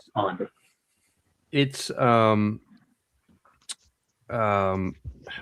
of the things that Proverbs states, Proverbs 25:2, it's the glory of Yahweh to conceal things, but the glory of kings to search things out. And so, what the exact day should be, the exact calendar, all that discussion, it's not a bug that it's cloudy and not clear. I think it's a feature, because he wants us to search these things out. And as part of that process of searching those things out, we're going to learn other things too about his character and who he is. And that's the whole point of this, is to rest in him on whatever day you deem is Sabbath. And for me personally, when I was a Sabbath keeper on Sunday, 3-4 years ago, and when I came to this community, we started keeping Sabbath on Saturday, and I could tell a difference in my body. It felt different. I felt more rested, and I felt recharged for the week better than I did when I was keeping on Sunday. So, Matthew. Okay, I'm sorry, Matthew. We're gonna have to work on this microphone. Okay, I'm gonna go ahead and I'm gonna play a video, and we're gonna talk about this afterwards. Let's see if I can pull it up. Here we go. This one's gonna be a few minutes, about 4-minute video. We were not meant to take all this information in and process it, and to have an opinion on every world event 5 minutes after you hear it. Hey, my name's Elijah. Hey, Elijah. We got a prophet. Sure. By the way, he was taken straight to heaven, and now he's here. Go ahead, Elijah. So I'm an Orthodox Christian. What does that mean when you say an Orthodox Christian? You mean Eastern Orthodox? I'm Eastern Orthodox. Okay, good. Go ahead. So I'm sure if there are any other, Roman Catholics or Orthodox people in the audience, they'll probably agree with me here. I guess my question to you would be about, well, first of all, I want to say, I thought that you put the analogy of Joseph and Jesus, I thought you put that really beautifully. And something that I would say about that is that Jesus is the fulfillment of the Old Testament. Yes. So I guess what I was a bit confused about is in that video of Charlie Kirk, he said, honor the Sabbath. Yeah. So I guess my question is, Jesus is the new Passover. Yeah. He establishes a heavenly nation rather than the earthly nation of the Old Testament. Why should we honor the Sabbath if, Jesus fulfills that? I mean, we don't honor the Passover. Yeah, excellent question. Yeah. Charlie just wrote a book on it, which I had the opportunity to review. It's coming out December 9th. It's worth reading. Charlie and I had a lot of conversations about this. Charlie has a chapter called The Top 10 Reasons You Should Obey the Sabbath, that it's obligatory, and the top 10 reasons it might not be obligatory. I think Charlie knew it's not obligatory. However, it's very wise. Okay? You don't have to do it. But what Charlie would do is he would turn his phone off, put it in a drawer, and not turn it on again for another 24 hours. And he had his time with his family with no distractions, and it really re-energized him. And if you think about this, if you really shut off your phone and don't look at it for a day, try it. Just tell your friends, you're not going to be able to get me. Okay? You're not going to be able to get me. I'm going to be I'm just going to be off the grid. I bet you're going to feel better the next day. You know, we were not meant to take all this information in and process it and to have an opinion on every world event 5 minutes after you hear it, right? Yet people act like, why haven't you said something about this? Man, like I'm living life here, okay? I don't know all the facts. We weren't meant to have all these distractions and have all the weight of the world on us all the time, but that's pretty much what that phone does. Have you guys seen the book by Jonathan Haidt at NYU? He's not a Christian. I think he's an atheist. It's called Anxious Generation. He says he won't give his kids an iPhone or a Droid or smartphone of any kind. They have to be adults. He said it's driving kids crazy. And adults are driven crazy by it too. So Charlie would when you see the book, it's very well written. You'll probably say, All right, that's good enough for that. Save you guys an extra minute there. Have any thoughts on that? I think it's starting a My conversation. audio is working right now. Okay, Matthew, is his mic finally working? All right, I want to comment on the other stuff.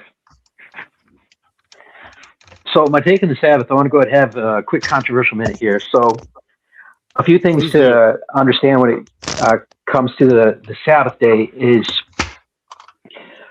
we follow different Sabbath days. So where's the importance of like what day is it actually at? And there's people who are divisive, not because they have differences. The differences are not divisive. It's how strongly they hold on to this is the way it is and it's the only way. And so when you get into roles where it's like this is the only way, then they are justified by their own works. They're justified by their own knowledge that puffs up rather than the love that builds up. And then if you're justified by your works, you fall from grace. So then you're no longer building in every other way. You're no longer growing because you're so steadfast on you have to follow this way. And so what's also interesting is ancient past, when you were talking about your Christmas event, we were going through that process of time, like back in the past, and you had a very special event that like really changed you, that like really like touched you. And we've all had events, we've all had experiences in our past that were not related to like what currently is true, what currently is correct as far as our understanding. Our understanding has grown, but the Holy Spirit worked in those ways with our previous beliefs. So that's the controversial concept. If the Holy Spirit worked with us in what we felt was true, is that the truth that we may be judged by? So the truth, Yahusha, he judges us by the truth we so firmly believe. There is a case and scenario where it could be some occasions where it's what we personally believe and how he judges us in those moments.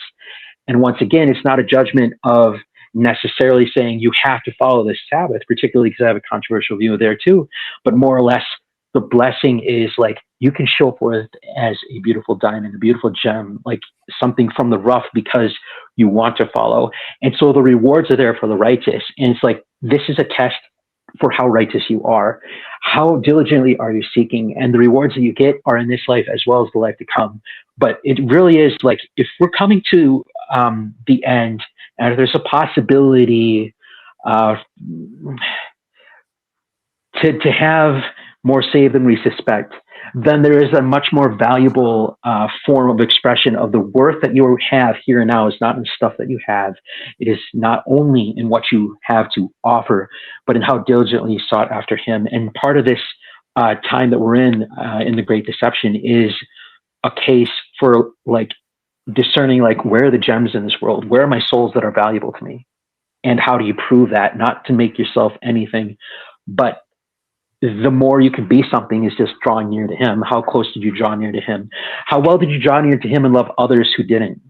How well did you love others and still loved me, even if you didn't believe that following after me was absolutely necessary? How well did you love me anyway?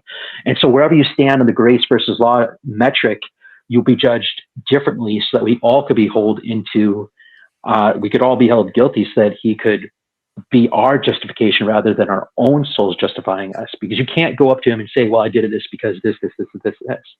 What's interesting in the books that are revealed for the judgment is there's the books of judgment rolled out against us, and then it's the book of life. And we don't know who's written in the book of life, and that's what he determines.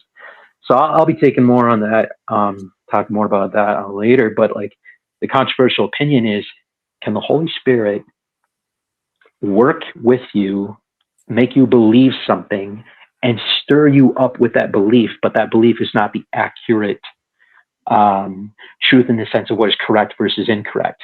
And so then you have to break it apart from correct and incorrect is not a metric of what is right and wrong in the sense of ethics. And the ethical high ground is more valuable than what is right and wrong.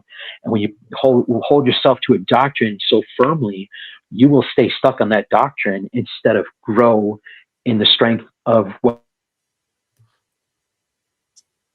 I think the controversial thing in there you were saying, Matthew, was that I think you proposed the question: can the Holy Spirit lead you in something that is not necessarily the truth? Is that what I got from you in terms of the controversial part? We lost him. Yes, that's the controversial part. Is can the Holy Spirit lead you into something that is not the truth in the sense of correct versus incorrect? Yeah. That's the concept that I go by. It's like, can it be done? Does the end justify the means? That doesn't work well with humans, but can the end justify the means in the sense of if it's coming from Yahuwah and wisdom herself? Like, I believe that they can do that and it's okay because everything works out for the good of those who love him and are called according to his purpose.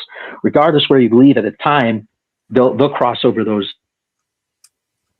I will springboard off of that and because I've stated this before very publicly, that the reason I have given a lot more, mercy is not the right word, but I've grown, Yah has really humbled me a lot in having these kind of discussions about, you guys have heard me talk about the truth. And I really like saying how the truth is greater than everybody here. Every single one of us, every listener, the truth is greater than you. You are not the truth. You are not the way, the truth, and the life. You do not have an all knowledge of the truth. And the truth doesn't cease being the truth, whether or not I or anybody else here believes it to be true. And that's what I love about the truth. And see, the thing is about the truth is that at the end of the day, when we go to the judgment seat, I don't think, I could be completely wrong and shocked on the judgment day, but I don't think, if I'm reading the Bible correctly, that Allah Hayam is going to go, well, you believed in the Trinity, or you didn't, or you're a modalist, or you didn't understand. Oh, that the Holy Spirit is feminine. Sorry, you thought the Holy Spirit was masculine, or you just go down this list and you got these doctrines wrong. So I'm sorry, you can't make it in my kingdom. You're out, right? You got all these, like you scored on the test like a 72, and that's failing. You should have got like a 74 or better. You can come in with like a C or a B or better, but a D, you're out.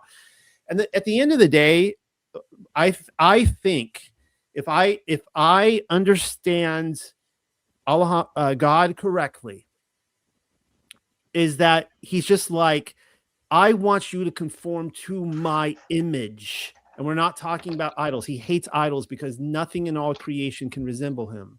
We're talking about his very character. And this is why it comes up all the time. Like, oh, take care of the widows, the orphans. Yahshua was like, feed people in prison. Did you feed me in prison? These kind of things. Do you have a heart for the creator? And that is why we're here. And that's why we're being molded here. So I'm kind of springboarding off your point a little bit, Matthew, that at the end of the day, I think it is okay to be wrong theologically. And we all come out of these different denominational camps where you just nitpick this. Look, they triple dipped, and they pray to each member of the Trinity as they triple dipped, so they separated them. They should have did all three first and then triple dipped. Oh no, you're supposed to single. Oh, they did backwards dipping. Like all these things, and it just gets outrageous and it's so stupid. And then you get all these Torah terrorists arguing over names and dates and all these kind of things. And it's like, at the end of the day, do you just love your creator and want to serve and worship him? Like that, at the end of it, do you want to be more like your Father in heaven? And so we have these. So we have, for example, Mel, when you become a lunar Sabbath, I'll have you back on. We will have these conversations because we do care about our creator. We want to know what his 9 to 5 is like. We want to know what his creation is like. We want to know whether it's a flat earth or a globe. We want to know whether it's a geocentric universe or a Copernican one. We want to know these things because we care about the creator who made it. But at the end of the day, whether or not you're a Copernican or a flat earth, this is not going to determine whether or not you make it into the kingdom. So got it. That's my take on all this. Yeah. Well, I mean, Yeah. let your light so shine before men so that they see your good works and praise your Father who is in the Shamayim. You can't do that if you are beating people over the head because they don't see scripture the way that you see it. And you can't be calling people pagans because they believe in the energy and light of healing, or because they believe that the Holy Spirit could possibly, be feminine and we have a heavenly family. How does that glorify your Father? How is that shining your light? It's not. It's not. And so I think Charlie was shining his light, and he did. I know envy is not great, but people would say the most terrible things to him, and he did not, for the most part, he did not get hooked. And if there's a legacy that's left, I pray that piece of that legacy is self-control, and that a gentle word turns away wrath, because I watched him do that over and over again, and he had a light. And so no one's going to tell me that's in the Torah community that because he didn't figure it all out yet before he died, that he's not going to make it. Yeah. Because nobody has the right to judge that. Yeah. Go ahead, John Q. Yeah. I mean, since we're, talking about controversial subjects, and Charlie Kirk was very controversial, so it's apropos. And Christmas was brought up. Who's to say, and this is me kind of spitballing a little bit here. I had a thought that occurred to me. We know that he is seated at the right hand of the Father, and all of his enemies are being made a footstool for his feet. And I think we would all agree that Saturnalia is one of Yah's enemies. Who's to say that taking Saturnalia and from what it was, that as part of making Saturnalia a footstool under his feet, he is actually not in the process of turning it into a day where the word becoming flesh and tabernacling among us is celebrated. And so maybe when we are, pushing back or, ridiculing Christians who are celebrating his incarnation, maybe we're working against what the Father is trying to do through his purposes in human history. Just a thought. Oh, I'm detecting some C.S. Lewis coming into this conversation. Yeah. I knew you wouldn't let me down, John Q. Go ahead, Ancient Paz. No, I just wanted to just insert this last thing. I think part of why we don't see the light, the power able to flow through us like we saw in the early, gatherings of people, like in the early church, whatever you want to call it, is because we're not in unity. And we can't see that Yah can use all of these things for his glory. And one of my friends had a beautiful analogy when I first started keeping Torah. She had this vision of this beautiful feast laid out on a beach. And she's walking with Yah, and he says, look at this beautiful feast. And there's all these people under the table eating sand. And she's trying to tell them, like, come up here. There's this feast. It's amazing. It's glorious. And they're like, no, we're satisfied with the sand. And I think what happens is once we get a taste of that feast, people will tend to be prideful. I mean, it's fallen human nature. And instead of inviting others to that feast, they're pointing at them, laughing, saying, look at you, you idiots, you're eating sand. Don't you know better? And, just this whole journey, we're meant to follow the cloud. I like to say that a friend of ours said that we can camp at one place for one particular time, and Yah had a purpose in moving his people from place to place to place. It was all to teach them something along the journey.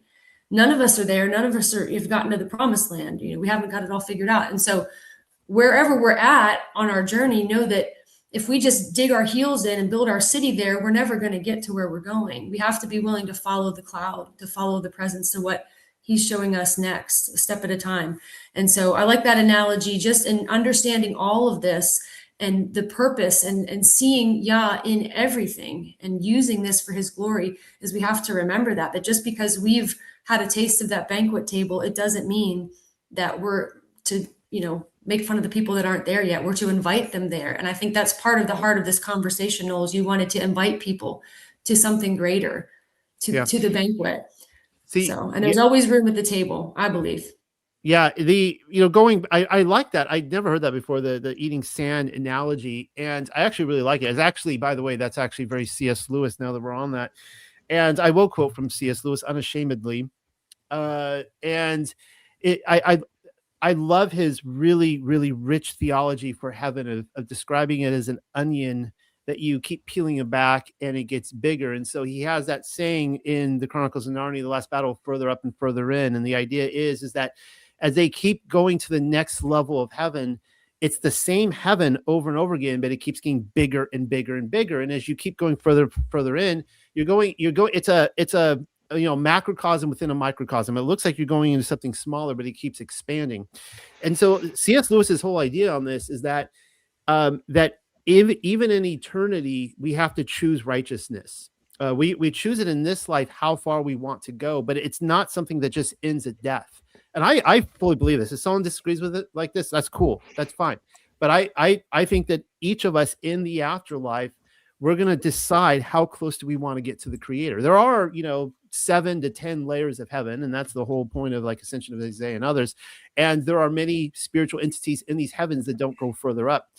So I think it's like that in this life too. And of course, people have noted also with this channel that there's some great ministries out there. Not 119. I'm sorry, I just did that, Andrew. I didn't mean to do that, but they do a good job, even though that was a horrible what they did with the tabernacle. They do a good job of just taking new people to Torah and just answering their questions, right? And I don't do a lot of that on this channel. My big emphasis is like what we're talking about tonight. It's like just keep the Sabbath, right? Eat clean, keep the Sabbath, keep his commands. But I don't go into a lot of details as to what those are, because I feel, other than I go through the Torah portions, obviously, but I don't always define them all, because I feel that people need to be able to do this for themselves. And they need to come up with it. This is why, as a ministry, I don't take an official position on the Sabbath. There are people who are lunar Sabbath here. There are people seventh day. I'm not trying to cater to everyone. I'm just trying to. I feel it is so important for people to figure this out for themselves, take the information and as it's put out there and decide. And so, yeah, I feel this way with the church as well. The call should be, let's live a righteous life. Let's get closer to, like, he wants us to get closer to him. And it's up for everyone in a red pill, blue pill scenario. It's up to everyone to decide how close they want to get. And rather than just, mocking people and condemning them for where they're at, recognize that we were there at one time too. And, we should be a helping hand to help people get to that next level if they're willing, if they're ready. I have grown to appreciate letting people off the hook with the blue pill if they're not there yet. Like, they should have that choice. Anyone else want to throw their thoughts in on that? Yeah, Thanks, Andrew. The 119 kind of just slipped down, like, ooh, I'm here with I brought you on a year ago to talk about that. I wasn't trying to rip out an old wound or anything like that. So. No. I was just, you mentioned the God's onion thing, and the Lewis thing. So Bezalel is the architect for the tabernacle, which is boom right there, and it actually is cropping out of the ground like an onion. So Bezalel, it's God's onion. That's the name of the architect, or house in the image of God. So I did not know that. It's interesting that you brought that up. But I tend to be a Hebrew snob, but I hope to do it in the right light, in the sense that in the book of Zephaniah, it's the only book in the Hebrew Bible that uses every letter of the Hebrew alphabet, and it even uses the soffits.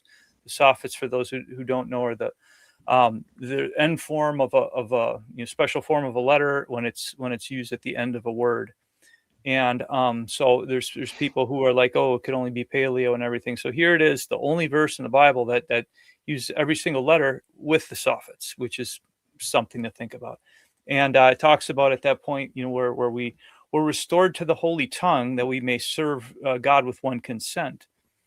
And that is an important notion. And it's like, as we're wrangling through all this doctrine. And so this is why I try to, encourage people like, well, you can learn Hebrew. It's not that hard to learn an alphabet and so forth. And that's where you start. And so I really want to just try to encourage people to do that and get into that. The other thing, though, I learned from being kind of around the Jews is you see the extent to which they will, when I say argue with one another, and that's to their credit, better it is to argue with one another than divide from one another. And this is part of them being minority populations in all these different cultures that are not their own. They have Jewish identity to keep them bound together. So it's like, well, if Moshe is disagreeing with Eliyahu, it's like they'll basically say, all right, at the end of the day, we're fellow Jews, and so we're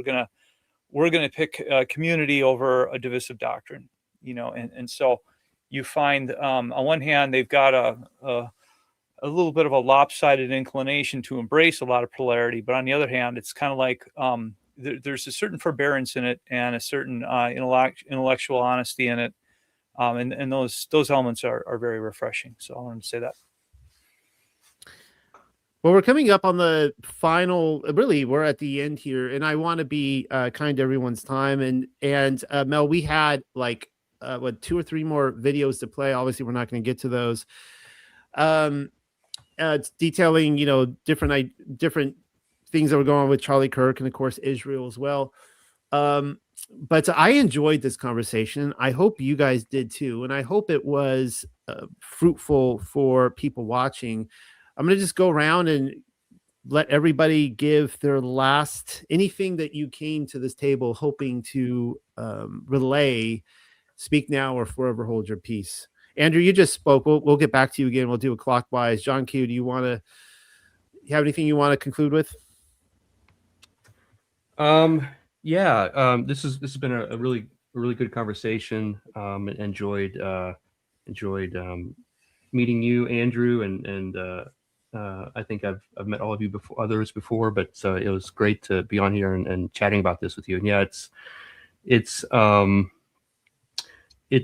definitely something that I think is good to wrestle with in humility, that to understand that we don't have all the answers, and it's okay not to have all the answers. I think, I don't think we are meant to have all the answers, and I don't think we ever will have all the answers, because even though we have eternity to try to figure out all the answers, I don't even think in eternity we will, because imagine if you had all the answers. I agree. It would be kind of boring at that point. Now what do you do? Right? Yahweh is so magnificent, so above who we are as creatures, that we will spend eternity trying to better understand him, and we never will. We'll never get there. And so I think it's good to keep that in mind as we go about our daily lives, spreading, being his, ambassadors of the kingdom here on earth. I think that what you just said was, we could do a whole thing just on that, on falling in love with the mystery of Allah Hayam, knowing that love will never come to an end or be quenched, and being comfortable with the mystery, and that we don't have to be afraid of the things we don't know or understand, and we don't have to be right about everything, because we know that there is so much more that we will never understand. When you look at the 7 layers of heaven, there is also, within Hebrew cosmology, there's also an 8th, 9th, and 10th, and those are the penthouse of Allah Hayam. Like, there's little hope that any of us will ever get there. Like, he's got his private suites up there where he goes to hang out, and it's not for us. He's always going to hold some things back from us. Matthew, what are your final concluding thoughts tonight?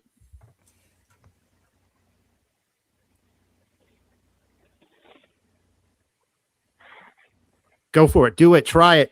Let's get it out there.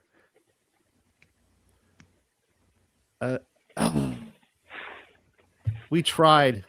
I think Matthew's just on a delay. First of all, you can hear me right? Okay. Yeah, he's just on a delay. All right. Okay. So knowledge puffs up, but love built up. Hallelujah, that love built up.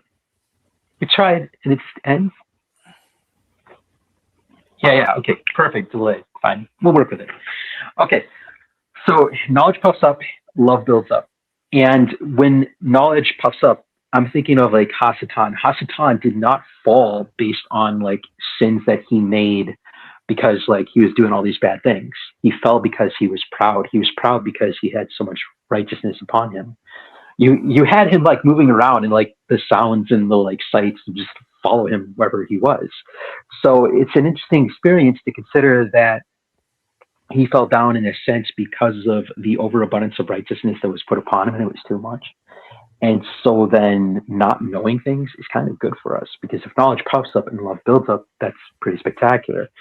They say because, like Adam fell, and because he fell, one man fell, sin came upon all men. And Yahusha, he rose, and so then it was upon him to rise and bring all men to life. All men who would choose to follow him. It's interesting that Satan was one that fell, and Yahusha rises people to life. And if Satan was to bring all people to hell, could Yahusha somehow, some way bring all people to life? And so I suspect, in a general sense, that is the case under the law of heaven, is that may possibly be the case. If it was, you'd have to put everybody in a jurisdiction so far away from his existence here with us personally that maybe, just maybe, Hasatan having to be released is for a very specific reason, so that in the law of heaven, you could justify saving more than you would originally suspect. 2 salvations. 1, salvation from the outer darkness that we are currently in. That's where you had to be saved or you were going to go through this damnation. But there's a second salvation that I suspect, and that has to play with the forever and ever, way beyond the forever, before the everlasting point. Could it possibly be that there is a way to save everyone, because he's not willing that anyone should perish, and he's certainly able to do anything? So how much does he want to save everyone? It's curious enough to consider scripture such as, like bringing on to, those that are saved. And he says, but where have these come from? Where are these? Like, where have these come from in Isaiah? Probably bringing on the Gentiles and whatnot. But I digress. Just wanted to get a little. Matthew, we will. We're gonna plan to bring you on when we can talk about this. I know you're developing a paper on this right now, and we'll have to work on the tech to make it look like it's not we're watching a Japanese film unfold with some lip syncing adding in. And Matthew is such a kind, gentle person to talk to in person. I love you, Matthew. Mel, concluding thoughts. What I would like to conclude with, I guess, is my prayer for this experience that everyone is going through, having witnessed Charlie Kirk, having been a witness to him, and the light that he has shared. My prayer is, and hopefully others will pray this prayer with me, that the drama, the conspiracy won't take over the truth in the message of Yah's covenant and his commandments and his Sabbath. Amen. My hope is that instead, it'll cause people to question, could this be, just like we are, the reason why he died? And if it is, then maybe I should look into that. I ask people to look into it either way, but yes, 100%, Mel. And I'm actually very skeptical of those who are always trying to shut down the conversation with, it's all just he's just one of them. It's all a script. And it's like, you're trying to shut down this conversation we're having right now about the Sabbath, aren't you? Because that's really what it's about. And Right. and that's what we don't want to get lost in this. Right. Ancient Paths, thank you for coming on tonight. What's your final rest now? I mean, say it now or forever. Speak now or forever hold your peace statement. Yeah, I think And then rest. the theme of, I think from a lot of this is that it's not just about Charlie Kirk or physically keeping the Sabbath or following a set of rules. It is about us returning to our design, and that is, connecting with our Heavenly Father, our Heavenly Family. But I want to end with this quote from Heschel's book. I always call him Herschel, so thank you for correcting me. See, I'm not great with names either. But this quote from the Sabbath: "The higher goal of spiritual living is not to amass a wealth of information, but to face sacred moments. In a religious experience, for example, it is not a thing that imposes itself on man, but a spiritual presence. What is retained in the soul is the moment of insight rather than the place where the act came to pass. A moment of insight is a fortune, transporting us beyond the confines of measured time."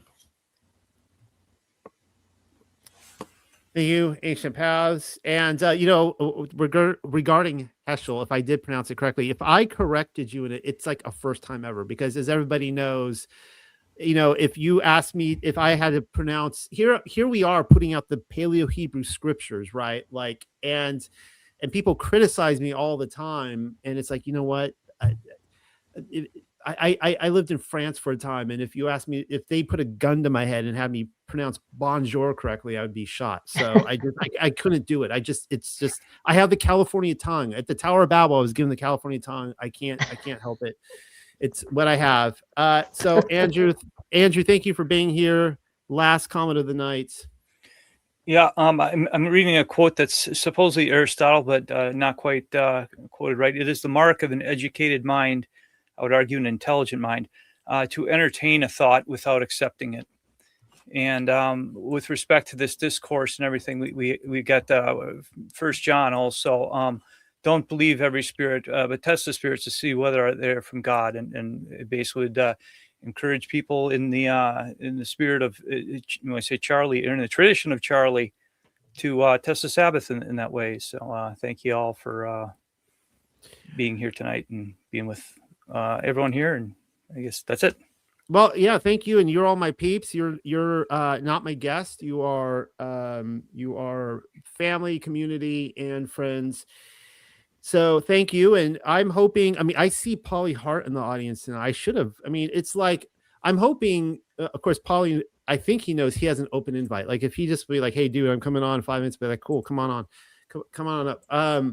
But I'm hoping just to kind of create that environment here, and it's going to take a little effort and time to do it, but where we just get rotating people coming on who are all in the community, all share our ideas. We can have different ideas. We can disagree. That's okay, but that's how we learn.